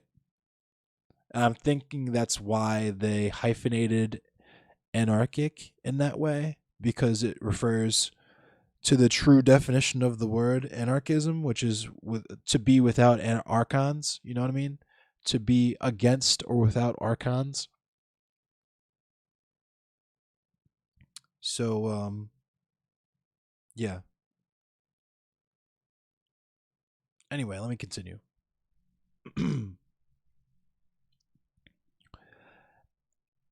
As an anarchic ethics, mutual aid is without transcendent first principles and absolute origins. Kropotkin was careful to note that his account, while evolutionary, was neither teleological, that is, progressing toward a set goal, nor deterministic, that is, determined in advance through some natural or transcendent universal law. He was a vicious opponent of Hegel and Marx, based, in part, on his perception that both assume some predetermined course of action for the universal realization of an ideal society. So I guess if I'm reading this correctly, if I'm understanding what I'm reading correctly, Kropotkin was actually against both Hegel and Marx because he thought that they would try to prescribe society move in a certain way. I'm guessing he was opposed to a planned economy. Kinna's research on Kropotkin's views of revolutionary change further explains mutual aid as part of Kropotkin's commitments to build long-term ethical relationships with others that remain open to revision and influence from those involved, and work toward an indeterminate future wherein resources are held in common for the sake of human flourishing.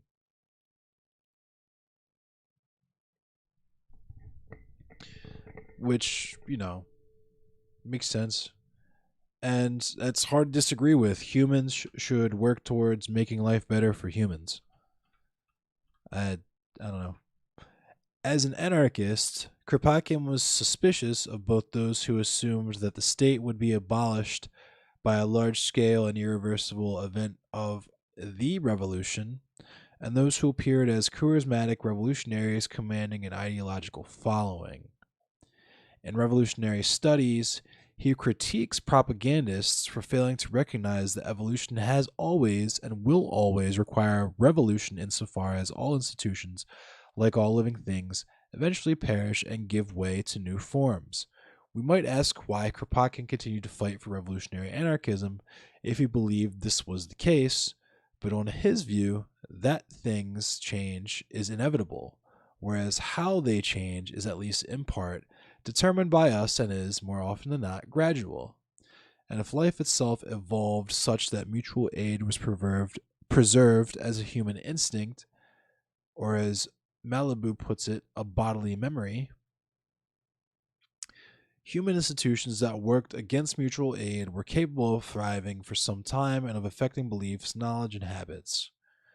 By practicing mutual aid, he thought that humans could push against the ingrained historical violence of capitalism and authoritarian governance that allows some to flourish at the expense of the suffering many to form social habits that favor highly localized anarchist societies, wherein needs are met in common and all persons might flourish. While Kropotkin was in favor of direct action against oppressive institutions, and while he gave a prominent place to shared struggles in his accounts of mutual aid, he also fought to defend anarchism from impressions of chaotic violence and stressed that anarchism required cooperation and mutual support. If we want social revolution, he suggested, we need to begin by developing the kinds of revolutionary relationships of mutual aid we would like to participate in now rather than waiting for the revolution to arrive at our doorstep. In Conquest of Bread, Kropotkin further railed against so-called revolutionaries who spent more time debating ideal forms of communism than working to feed people left starving here and now. Bread, it is bread that the revolution needs, became a famous slogan for those practicing mutual aid.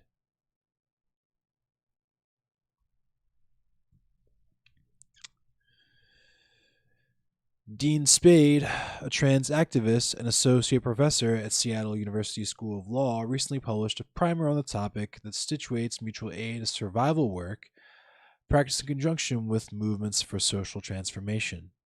Spade's work not only lays out incredibly helpful tools for organizing, but offers a discussion of what Spade takes to be the three key facets of mutual aid that are more or less agreed upon among contemporary organizers. 1. Mutual aid addresses survival needs while building understanding of the root causes of inequity. 2. Mutual aid acts as a mobilization tactic for building solidarity around movements for political and social transformation. 3. Mutual aid projects are organized through direct participation and collective action. All of these distinguish mutual aid from charity in significant ways. Whereas nonprofits often work with state and or private funding sources to serve those in need, mutual aid organizers recognize that the same mechanisms that create wealth disparity cannot be used to heal it. Mutual aid is organized with awareness of the oppressive systems that create need and is centered on building solidarity and strength through cultivating direct networks of community care. While Spade focuses on mutual aid as a survival tool, many mutual aid efforts seek to move beyond survival to build a world where all can not only survive but flourish. Mutual aid is thus intended to empower those participating in it, inviting collaboration within larger movements that challenge existing institutions and offering correctives to extant models of justice and care. In these senses, mutual aid is distinct from charity, which tends to fill gaps by moving wealth from the top down without being able to address the systems that create wealth and resource gaps and or offer aid recipients a place at the organizing table. Moreover, because mutual aid networks are horizontally organized and guided by continually shifting collectives of those involved, they tend to be adaptable and dynamic, changing shape to accommodate the desires and needs of the local communities, participating in them without the limitations of accountability to a larger organization's business plan and or stakeholder requirements. This gives mutual aid groups freedom that many nonprofits and state agencies do not have, and allows the mutual aid networks to form direct relationships with and organize directly around the needs of those they benefit. Of course, it would be wrong to assume that the key features discussed above describe. Of course, it would be wrong to assume that the key features discussed above describe every historical conception of mutual aid, or that there is one common set of rules and strategies practiced by everyone who uses the name mutual aid to describe their work. As Grubachich and O'Hearn have shown, mutual aid has long been practiced within international and diverse social contexts, from the Zapatistas of Mexico to prison populations within the U.S., and of course, mutual aid was a way of life for indigenous communities such as the Navajo long prior to its adoption by activists. While many political and nonprofit organizations have adopted the name mutual aid, during the last several months, and progressive politicians such as Congresswoman Alexandria Ocasio-Cortez have even helped organize mutual aid efforts. Mutual aid's origins in activist culture appear to have arisen from a commitment to autonomous organizing outside the mechanisms of state power. Many of the earliest historical examples of mutual aid within U.S. activist contexts come out of abolitionist movements for black self-determination.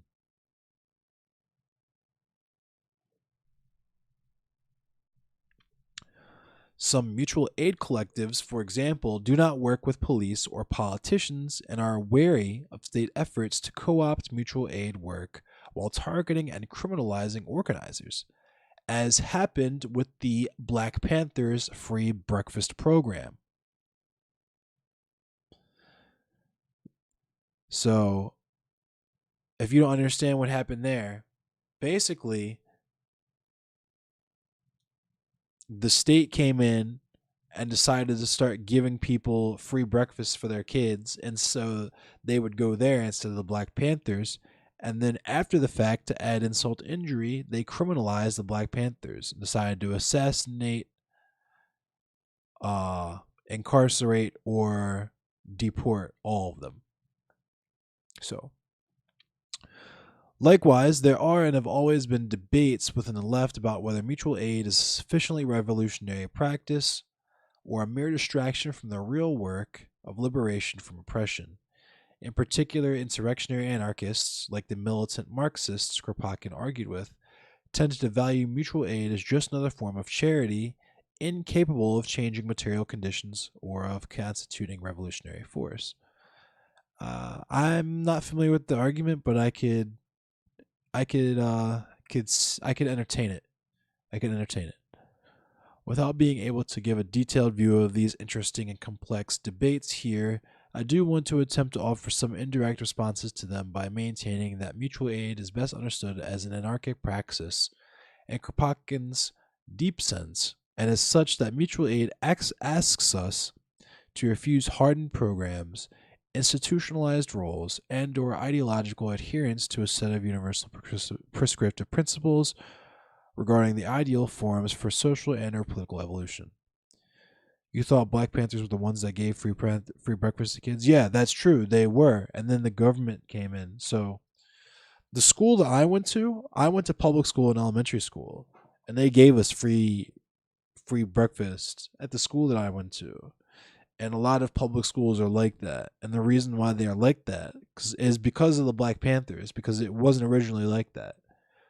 The Black Panthers were the first ones to start doing that. And the government saw what they were doing and started doing that to co-opt that, right?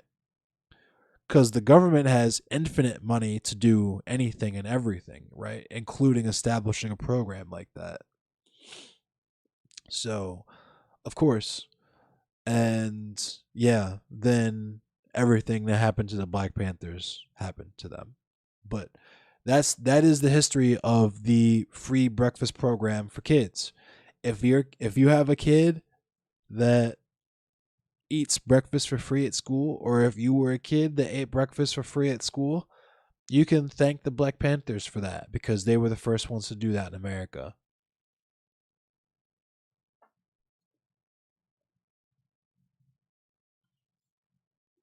So,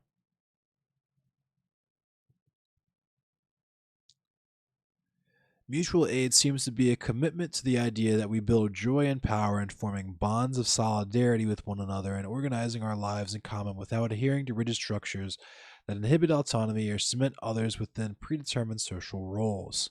Of course, a lot hinges on what we take solidarity to mean here and what kind of work the term does within the practice of mutual aid.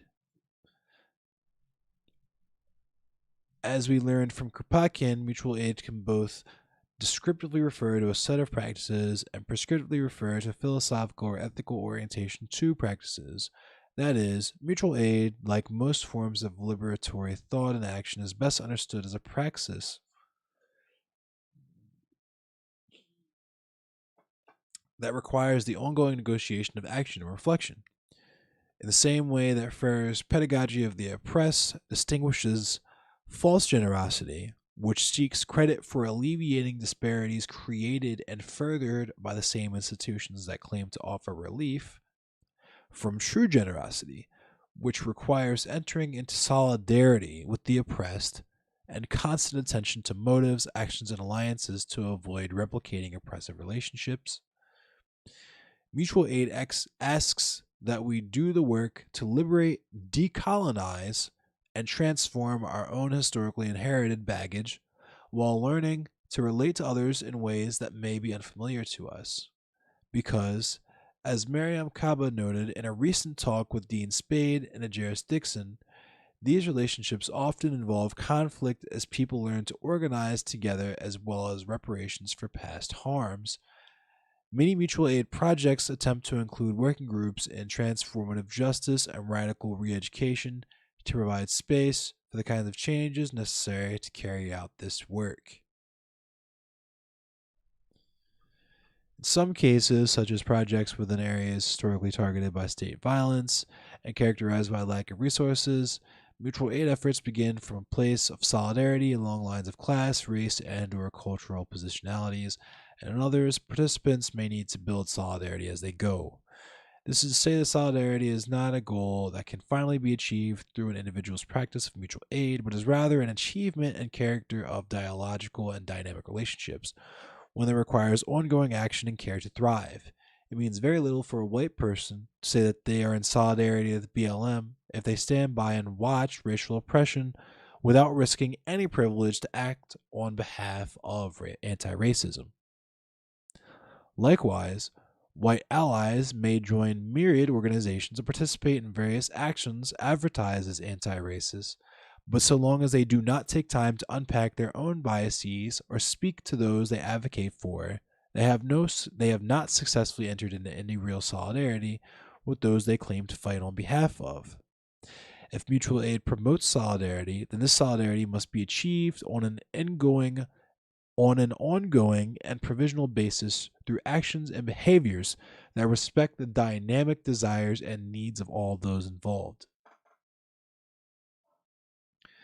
I expect that this is far more difficult for politicians and other government officials than for most workers, although it is not theoretically impossible so long as changes are made to align one's work with one's vectors of solidarity without sacrificing the autonomy and desires of those one purports to be in solidarity with. Kropotkin may have been more stringent here. He was adamantly against state institutions, and his critique of democratic socialism was precisely that it led revolutionaries to occupy political offices that prevented the realization of anarchy and seduced them into authoritarianism. However, if we take seriously his commitment to anarchism, we also have to allow that people, like all of the natural world, can change and that political re education is possible. Of course, many mutual aid groups may not have the time or desire to facilitate the re education and transformative justice processes necessary to invite ex police or reformed white nationalists to participate in solidarity actions, even while they believe in transformative justice. Doing so takes capacity that could be spent elsewhere, as well as an enormous amount of labor and trust. Membership within each mutual aid collective will be contingent upon the community agreements, desires, and abilities of that particular group.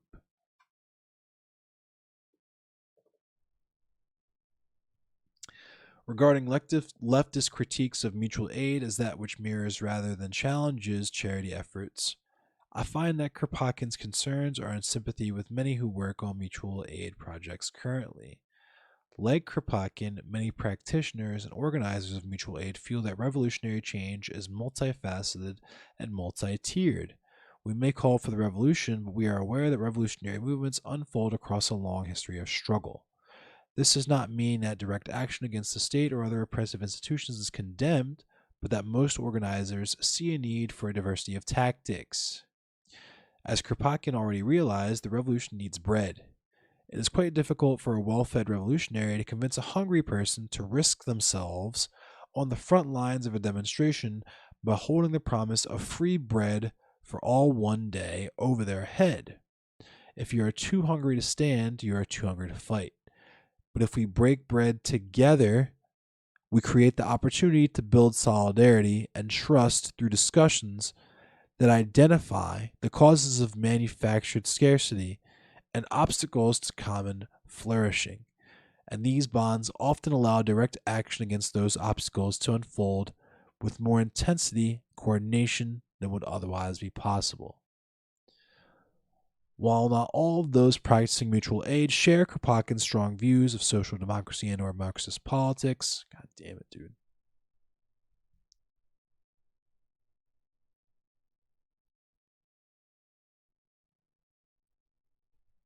While not all these practicing mutual aid, while While not all of those practicing mutual aid share Kropotkin's strong views of social democracy and or Marxist politics, most people involved in mutual aid projects seek to decenter the role of individuals and eliminate social hierarchies, and most practice consensus-based decision-making and horizontal organizing. These tactics allow for radical action beyond the protest site or the picket line by teaching those of us living with the hangover of individualistic notions of the subject to relate to others in new ways that allow for reciprocal changes in beliefs and or behaviors to be understood as collective strength rather than a personal injury. Within anarchist and abolitionist struggles in particular, mutual aid is one way to demonstrate that the world we are fighting for is not only imaginable, but possible. And moreover, it is pleasurable. During COVID-19, when feelings of isolation, alienation, despair, and hopelessness permeate our collective existence more acutely than ever before, and when the evidence of state violence against Black and Indigenous people of color, people, and workers is even more strikingly evident than it already was, many have turned to mutual aid and other organizing as a means of coping with the affective dimensions of crisis. And working together to directly solve problems and take action with others, people discover power and joy and build direct relationships that allow political movements to grow and sustain themselves. Whereas some claim that mutual aid simply makes the neoliberal landscape more palatable, I would argue that it opens new terrain for solidarity and action by bringing people into contact with one another while building confidence in our abilities to act together and skills in our means of caring for one another. For evidence of this, I think we can look at the ways in which people were prepared to organize protests against police violence over the summer at lightning speed. While much of the credit for this belongs to long-term movements against radicalized police violence, mutual aid networks were already and waiting to organize protest supplies, jail support, and bond funds for incarcerated protesters, medical care for those injured by militarized police and or federally contracted security firms, and personal support for families directly impacted by violence. And I can personally attest to this after I hide this other bot on my fucking YouTube account.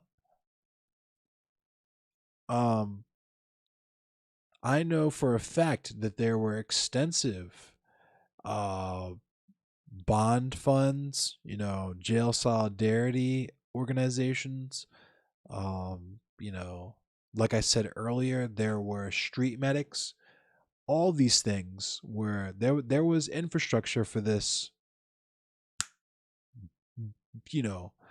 Um the lightning speed at which all the protests and stuff happened was very organic for sure, but there's definitely something to be said to the infrastructure that already existed beforehand. But as we move into winter, some mutual aid programs are organizing support for unsheltered persons and other forms of housing justice, such as eviction defense and Know Your Rights campaigns, and some are participating in disability justice campaigns that engage in pressing biopolitical debates regarding healthcare. Countless new mutual aid projects rapidly organized to address the impending crisis of the pandemic, but many will remain active well beyond this crisis, and our movements will be stronger because of them and the lessons and relationships they brought us along the way. So long as mutual aid remains an anarchic form of praxis, it avoids many of the pitfalls of revolutionary movements that depend on a charismatic leadership, strict adherence to an ideological framework, or purity politics that alienate and confine multiplicitous personalities, perspectives, and possibilities for living. Mutual aid as praxis is neither a doctrine nor a discipline, but a radical orientation toward living with and struggling alongside others in an ever-changing world. And I gotta say, I agree with all of that.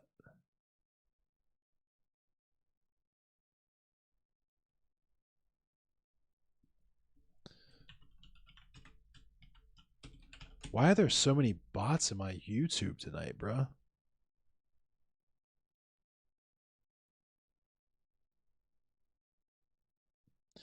Wow, we could actually watch a Dean Spade video. There's a Second Thought video and there's a Dean Spade video. Let's watch them both. Let's check them both out, shall we?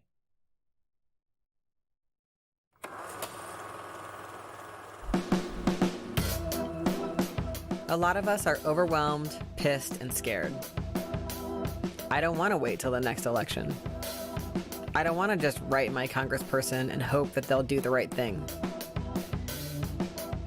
I don't want to just post things to the vacuum of social media.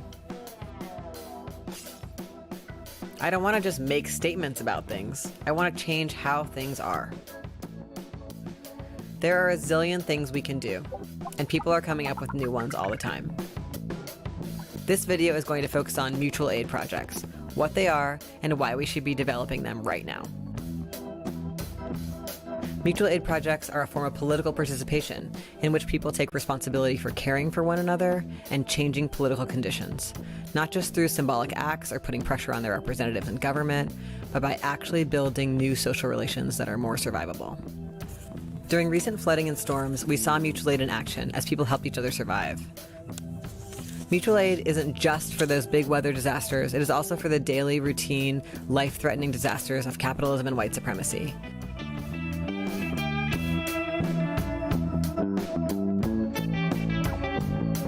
People who are pissed about police in prisons are doing mutual aid work like creating prison letter writing projects, where people get connected to pen pals in prison to build relationships, help prepare for release, help prisoners have advocates on the outside, and help build a movement against policing in prisons that is informed and led by the people who know the very most about how the system actually works. Some people are creating jail support programs where people get together to make a schedule and agree to be outside their local jail on that schedule and greet anyone getting out and help them get what they need. Maybe a ride, clothes, a phone to call contacts, information about services or benefits.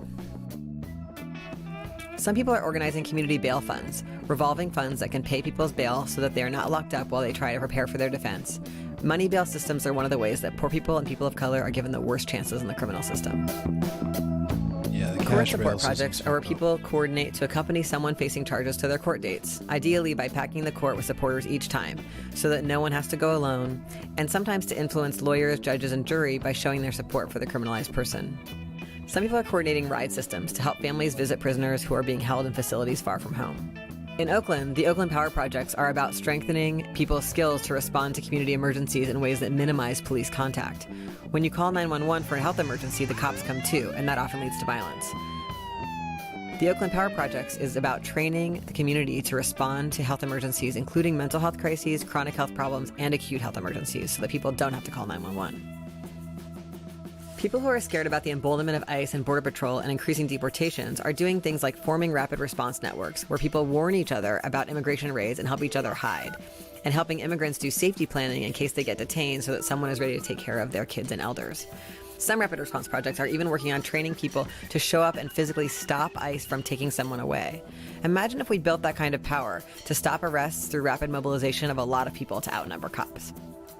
No More Deaths, an organization in Arizona, works to save the lives of people crossing the border by putting food, water, and supplies in the harsh desert areas where people who are crossing often die from the conditions. There are so many mutual aid project possibilities because there are so many intense ways people aren't having their needs met in the brutal systems we live under. Yep. Like food projects like Food Not Bombs. Food Not projects Bombs. where people organize temporary housing for people coming out of prison or foster care by opening their homes to each other.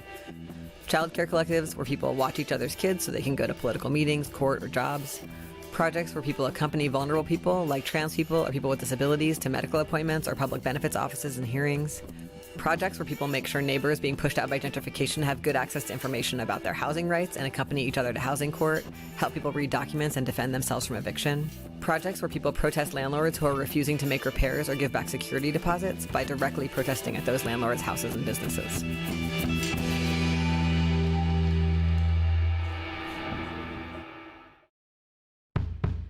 The messages of this work are: the government is, we can't rely on it.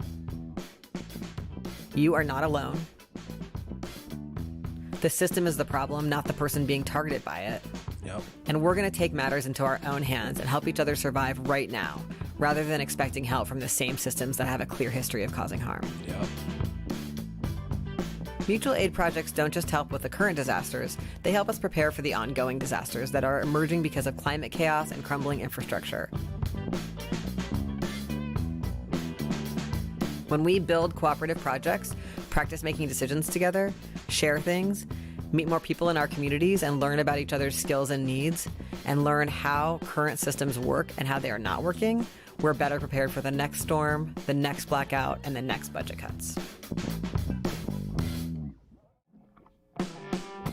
Something really important about all this is that mutual aid is not charity. Charity is where rich people and institutions give tiny crumbs to poor people to make themselves look better. Usually there are a lot of strings attached to what they give, like giving only to mothers, or only to children, only to sober people, or only to people of faith. Yep. Charity rides on the idea that rich people or social workers should decide who is a deserving poor and who is the undeserving poor, and that rich people can put conditions on the housing or food or cash they give poor people. Charity blames poor people for poverty. Mutual aid blames the system for making people poor and says everyone deserves everything they need. Charity affirms the existing distribution of wealth and life chances. Mutual aid challenges it. Charity is top-down, mutual aid is horizontal. Charity is about control, hierarchy, and isolation. Mutual aid is about solidarity, liberation, and participation.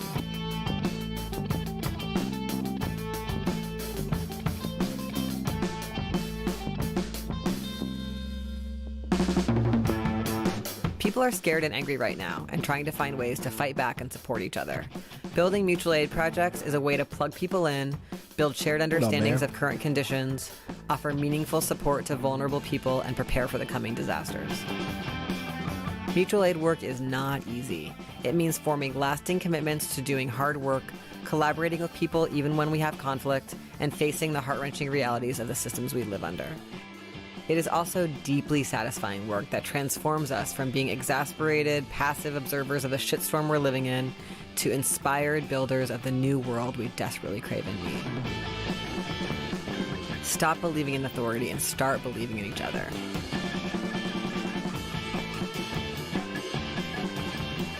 We're all we've got. We're all we need.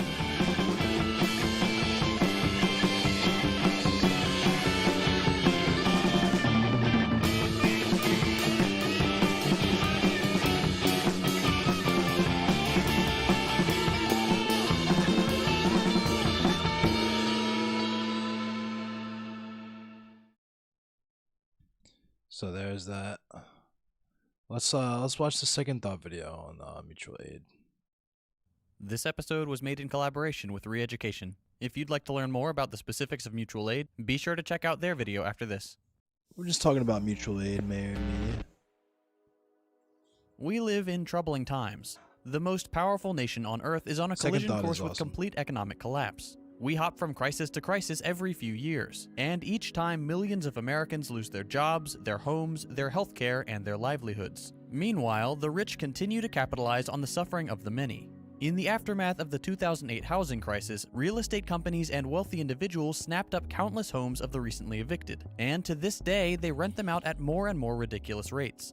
More than a third of the entire U.S. workforce is held captive by the gig economy, making on average 58% less than other workers, and receiving no job security, healthcare, or benefits. Quality of life is going down, job satisfaction is going down, rates of depression are way up, life expectancy is on the decline. And in a country with seemingly endless resources for wars, tax cuts for the rich, and industry bailouts, we have over 500,000 Americans without so much as a roof over their head, and tens of millions more on the brink of joining them. We are ramping up our military posturing against countries like Iran and China, one to justify the endless and lucrative war in the Middle East, and the other to try to maintain global economic domination. A position which is rapidly slipping away in no small part due to our own eagerness to outsource jobs for ever greater profits. To top things off, electoral politics are more polarized than ever, the Republicans adopting alarmingly conspiratorial language and hateful rhetoric, and the Democrats, as usual, failing to deliver any real meaningful reform, choosing instead to means-test incredibly popular policies into oblivion. Unsurprisingly, public approval of Congress hovers around an abysmal 25%, with most people asserting that those who represent us are nothing more than out-of-touch, corrupt people with no interest in actually improving anything. It's no surprise that more and more people are looking for ways to effect change on their own. They see that the system is leaving the vast majority of people to suffer, and they understand that there has to be a better way. One of the most common questions I get on my channel is, what can I do? How can I help? I'm fully aware that channels like mine tend to highlight the problems we face without offering many real, concrete solutions. So, in this episode, we're going to talk about one simple way for the average person to improve the lives of others, build stronger communities, and work towards an eventual alternative to the decaying economic structure under which we all operate today. Let's go. In my last video, we talked about the counterproductiveness of hyper-individualism. This worldview, the idea that everyone should pull themselves up by their bootstraps, only look out for themselves, and see everyone else as competition, is incredibly unhealthy, both on a personal level and in regards to building strong communities and a happy, healthy society. In a perverse bit of irony, the US, a nation that likes to tout its strong Christian foundation, has adopted a vision of social Darwinism that is completely detached from reality. We hear the term survival of the fittest a lot, especially in regards to the market. Only the hardest workers will succeed, and everyone else will fail due to a supposed lack of morality or strength of will. Of course, this vision of survival of the fittest is not representative of how it works in real life. In the animal kingdom, including humans up until very recently, unity and solidarity with other members of your species was the only way to ensure survival. Not of the individual animal, but of the species as a whole. Survival was a team effort, each doing their part for the strength and betterment of the group. It's only since the development of global capitalism that we humans have decided to treat each other as enemies to be defeated rather than brothers and sisters. If we follow hyper-individualist thinking to its logical conclusion, we get a very dire image of the world to come. Take the recent winter storms in Texas. I live in the DFW area. When the snow rolled in and people started losing power, what happened? Texans rushed to the grocery stores and picked them clean, buying more perishable goods than they could possibly use. They flocked to Lowe's and Home Depot and bought up every single space heater they could fit in their trucks, leaving their fellow Texans, myself included, to struggle with frozen pipes and power outages. Hotels jacked up their prices tenfold, pricing freezing people out of basic safety. Everyone looked out only for themselves, with no regard for others who also have needs. If the people who absconded with 40 dozen eggs had just taken a moment to think about their neighbors, there would be plenty for everyone. That's so crazy. Instead, a few people took far more than they needed, and that food that could have fed countless families, will spoil before they can use it. That's so crazy. This is the problem in a nutshell. A fierce dedication to the survival of the individual to the detriment of the survival of the group. There is a better way.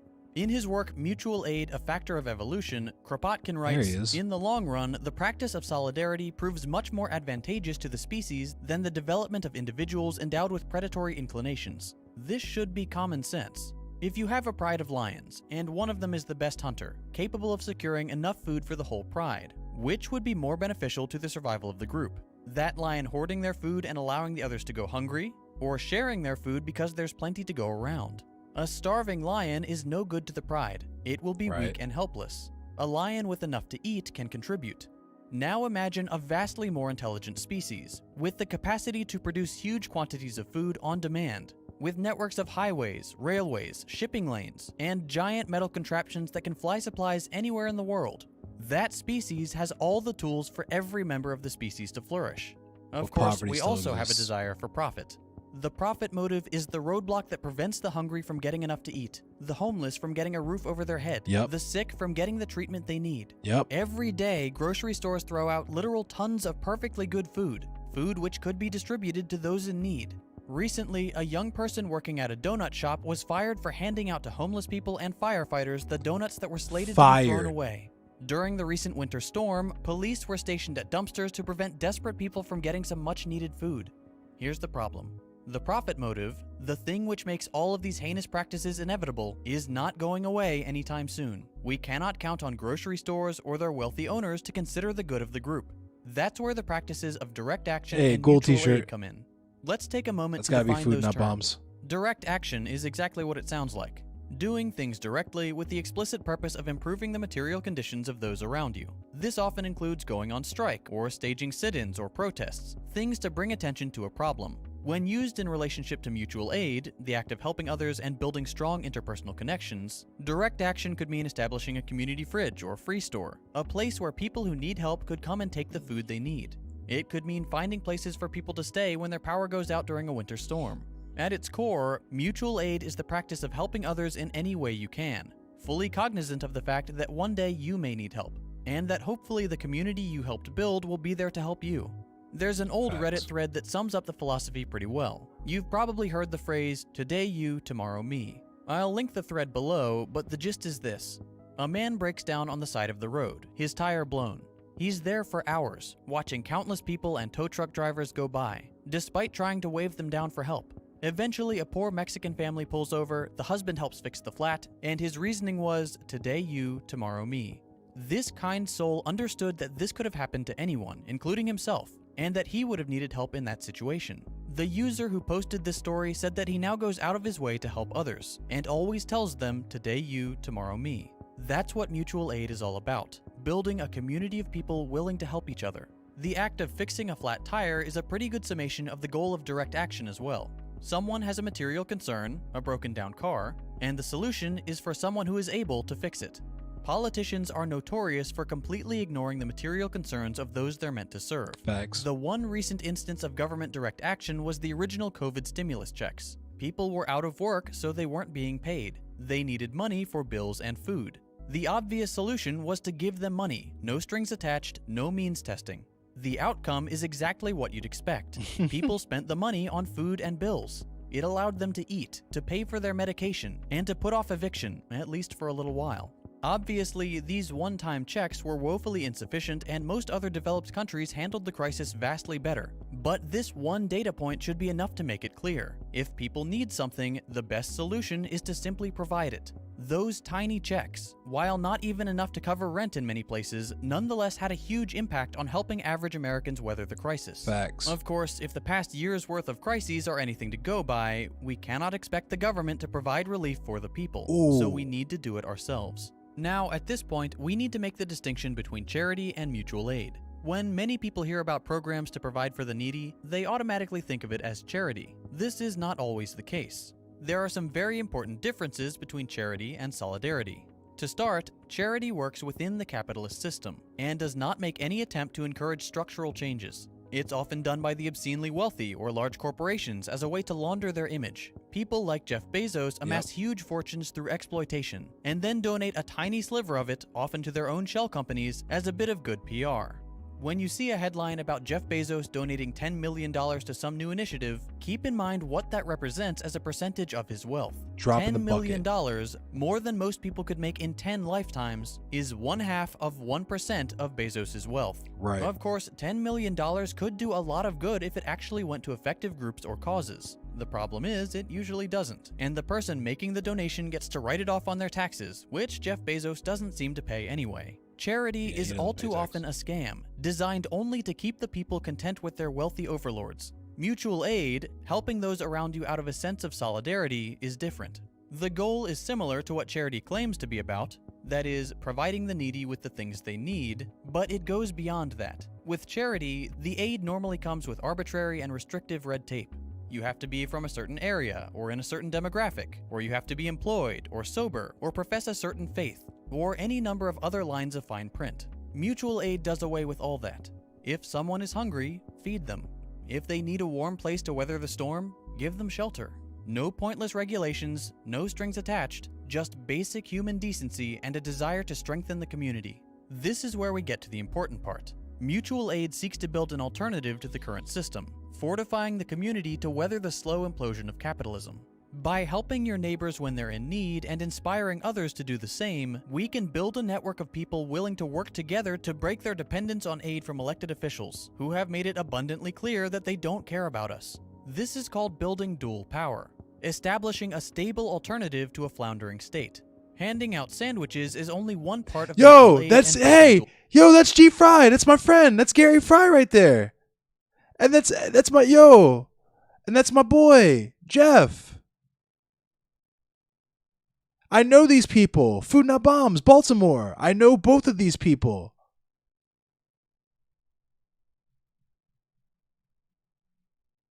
Alternative to a This is in Baltimore. Floundering state. Handing out. I know him. That's my boy. I was just with him. I was just with that dude. I was just with him all the way on the left. I was literally just with him. This is cool. I gotta show the homies this. This is fucking cool. I gotta show the homies this. Sandwiches is only one part of mutual aid and building dual power. Others include providing free medical assistance, communal housing, tenants unions, community defense networks, workers unions, and countless other grassroots structures to inoculate our communities from crisis or coercion. Take the winter storm fallout in Texas. The power grid completely failed. Water treatment facilities went offline, leaving 1 in 50 Americans without clean drinking water. Grocery stores were picked clean. Hotels jacked up their prices to $1,000 a night while people slept in their cars to try to keep from freezing to death. There was no aid from the state or federal government. In fact, Ted Cruz decided it was a good time to take a little vacation in Cancun. He did. During the worst energy crisis in the state's history. If Texas had strong mutual aid networks, we wouldn't have had to witness mile-long grocery store lines, or people freezing to death in their own homes. We could have organized safe places to sleep for those without power. We could have distributed food for those who couldn't get any. We could have helped thaw frozen pipes for our neighbors. Building dual power means working together with your fellow human beings and being prepared to handle crises. When people work together, there's very little we can't accomplish. It just takes a reconfiguring of our individualist mindset. We're all in this together. Well, except wealthy politicians and oligarchs who can fly somewhere warm the moment they're even slightly uncomfortable. Right. Mutual aid is absolutely essential for building a viable alternative to capitalism. Many economists, even some capitalist economists, have long expressed concern that the system is crumbling, that it has cannibalized itself to the point of no return. Whether the collapse will be swift and cataclysmic or slow and painful, the only way we can ensure the safety of our fellow human beings is to build dual power, establish strong mutual aid networks, and realize that we're better together. If you're interested in getting involved in some weather crisis mutual aid efforts in Texas, I've left a link in the description below. To learn more about the specifics of getting started with mutual aid, I highly recommend you check out Re-Education's video next. This episode wouldn't have been possible without him, and his channel is a great resource for those looking to get involved and work towards building dual power. If you enjoyed this video, consider dropping a like. If you hated it, a thumbs down. You can check out my previous episodes by clicking the links on your screen. I might, depending on how long that video is, we'll see how long it is, because I'm getting ready to, I kind of want to go to sleep.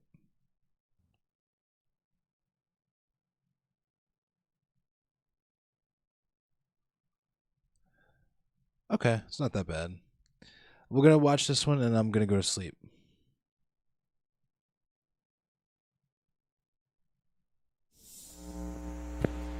This video is made in collaboration with the channel Second Thought. For more anti-capitalist content, please subscribe to their channel through the link in the description box below.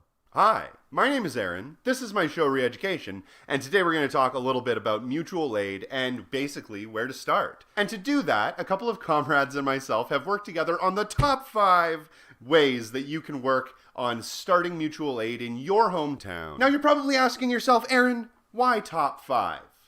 And it's because the YouTube algorithms force us to put numbers inside of our content or else we don't get any views. Needless to say, let's start with number 1. Number one. Step 1 is finding out what you personally are passionate about. You're probably not going to get very invested or engaged in something if it's not something you're interested in. So you really have to do a deep dive inside of yourself and find out what exactly you want to do, what your skill set is, how exactly you think you can contribute to your community. All of those things are integral to finding out exactly what it is that you want to do in that community. Finding your place, really. Now, this might be a really hard thing to do. When you sit down and you try to think to yourself, what exactly am I good at? What could I possibly contribute? Sometimes you draw a blank. I know that I personally do. So usually what I like to think about is what first motivated me to take action. Now, honestly, this could be anything from climate change to food insecurity to poverty to unemployment. All of these different factors are things that you feel strongly about, deeply about, and one of these things are going to end up being the primary motivational tool that gets you out there doing the thing that you want to do, fixing problems. Now, the things that motivate you to take action may very well be the same things that affect you in your real life. Have you ever been poor? Have you ever struggled to pay your rent? Have you ever been hungry and had to choose between buying groceries or paying your phone bill? All of these things are problems that you may have had that would motivate you to get out there and do something about the world. And also, you can think about whatever you've gotten an education or a good understanding about. It could be something that you went to school for, or maybe a hobby that you have dedicated hours and hours and hours into. All of these things are great ways to find out what exactly is motivating you and what's making you the most passionate and getting you active and wanting to go out and do mutual aid. Now, I personally really enjoy video editing and blathering on and on in front of a camera. My skill set happens to be in that area, so that's why any work that I do tends to usually be through a visual medium like YouTube or other things like that.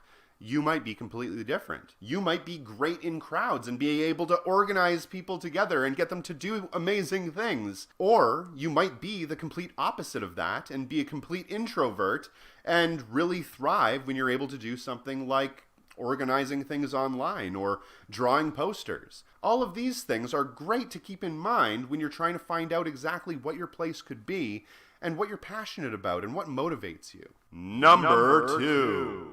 Step 2 is basically finding out what are your local problems. There are a lot of problems within the world, and typically, wherever you live, there are going to be a specific set of them. I'm not exactly sure what that could be, but depending on where you live, it could be anything from poverty to food insecurity to not being able to pay the rent or bills or whatever. Maybe a lot of people in your area are incarcerated. All of these things are really good to take into consideration when you're trying to find out what exactly those passions that you have can be used towards. Like finding the right piece to a puzzle, you need to be able to fit yourself into something that you are able to do. And if the problems within the community happen to focus on some sort of area that you might have an expertise in, all the better.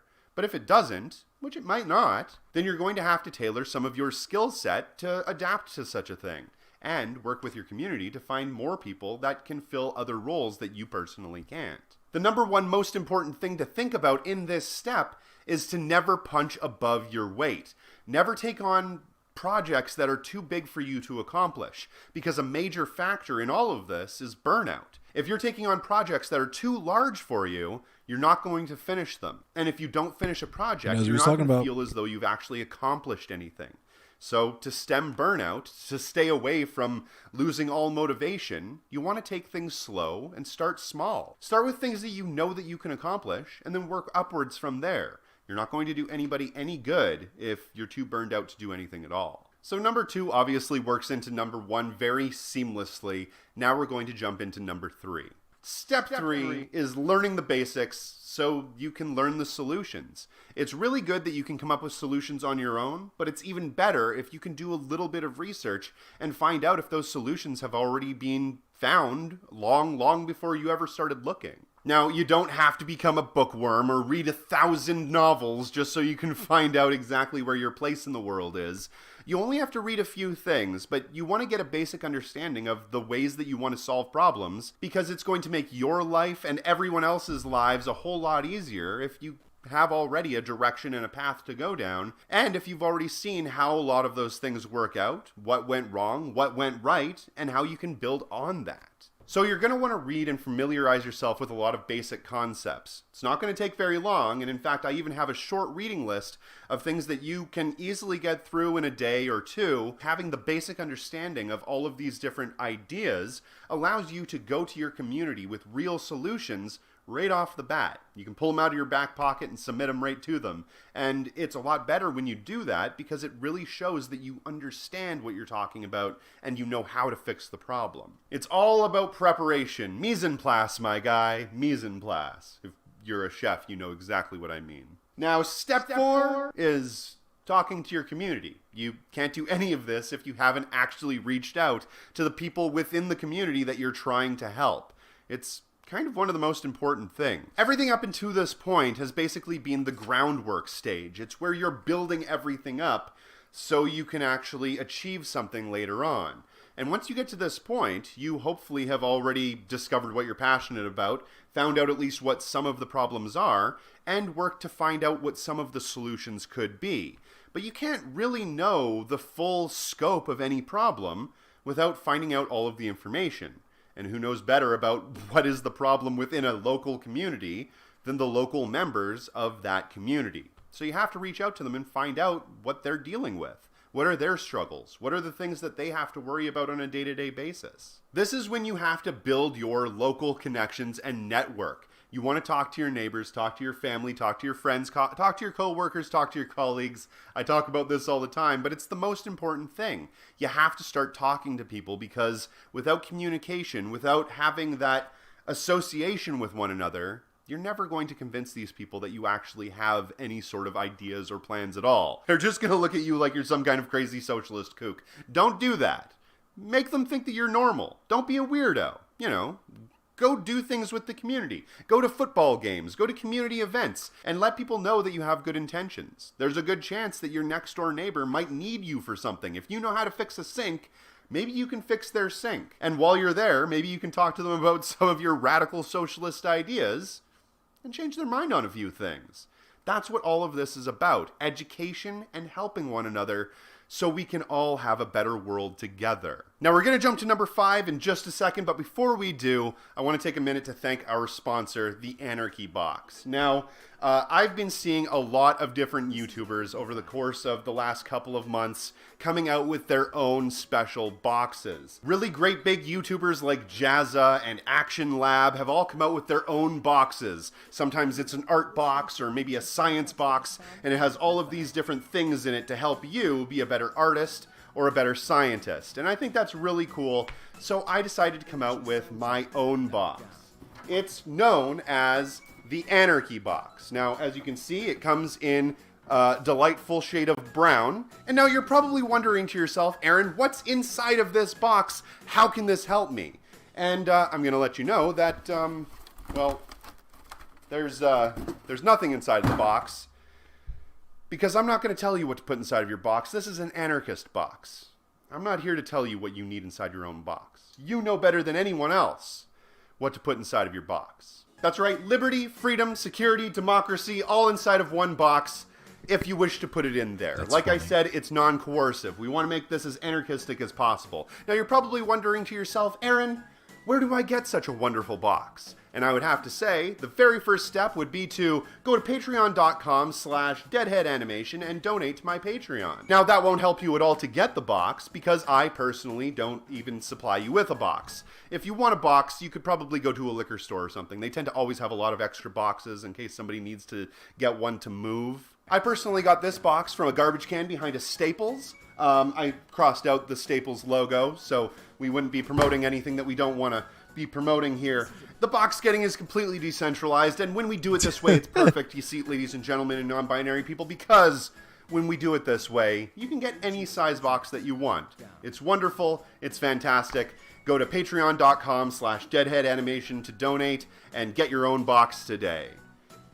With all that being said, let's get back to the video. Very, very serious sponsor. Anyway, step 5 is working with your community to achieve those goals. Now, up until this point, you've been networking, you've been working towards a solution, you've been researching all of the information you need to find those solutions. Now it's all about putting all of that together, putting all of those puzzle pieces together, and working with your neighborhood or with your community to actually put those solutions into practice. Now, you can do that in a lot of different ways, and I have other videos that I will link, again, in the description box below, and probably a card somewhere up here, hopefully, if I remember. But what you are going to do specifically is going to depend very much on your material conditions. You're going to have to put in a little bit of legwork to find out exactly what you need to do, but once you get to this point, step 5, hopefully you already know what to do, and now it's just about working towards making it a real thing.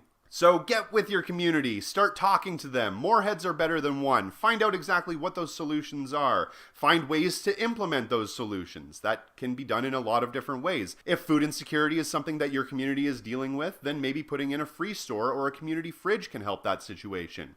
If rent is a big problem with a lot of the people that are in your community, maybe getting together and forming tenants organizations or tenants unions is something that you need to do. You can also form solidarity organizations that can pool a bunch of money together that can help people out in case they have medical emergencies or a death in the family or some sort of thing like that. All of these are communal, socialistic solutions to the problems that we happen to face every day in this capitalistic hellscape. And once you've talked to these people, once you've started to build those connections and started to find like-minded individuals like yourself that want to actually work towards making the world a better place, then you start forming groups. You start making formal alliances and working to implement a real plan. You work together to find out what that plan is, and then you work together to implement it. From the people, for the people, by the people. Pay me money and get your own box. Anyway, that's my show. My name is Aaron. Thank you very much for watching. And again, I really, really, really want to thank the Second Thought channel, JT, for giving me a shout out and letting me work with him on this project. They have been absolutely fantastic to work with. So thank you, thank you, thank you so much. And thank all of you for watching this video. If you do get a chance, check out all the links in the description box below. And before we go, I want to spread this out a little bit. I want to share the wealth a little bit. So with everybody that's showing up from the Second Thought channel, it's great if you hit the subscribe button on my channel, but also check out all of the different channels that I have linked in the pinned comment at the top of the comment section in this video. Every single one of these people, you should subscribe to them as well. Just like any other industry, we stand on the shoulders of the people who came before us and did all of the groundwork to allow us to be able to do the things that we do today. So check them all out. Thank you very much for watching. And also, please donate to my Patreon. Every dollar helps fund this show. Check out my merch store because I got a lot of awesome anarchist merch. I'm probably showing pictures of it right now. Ooh, that's a cool shirt. Hey, that's a cool one too. And with all of that being said, thank you very much for watching. My name is Aaron. Have a nice day. And with that, ladies, gentlemen, and non-binary persons, I'm out. Let's go ahead and raid Sharky. Whoops. Sorry, I know that was loud. But I'm out. See you guys Friday.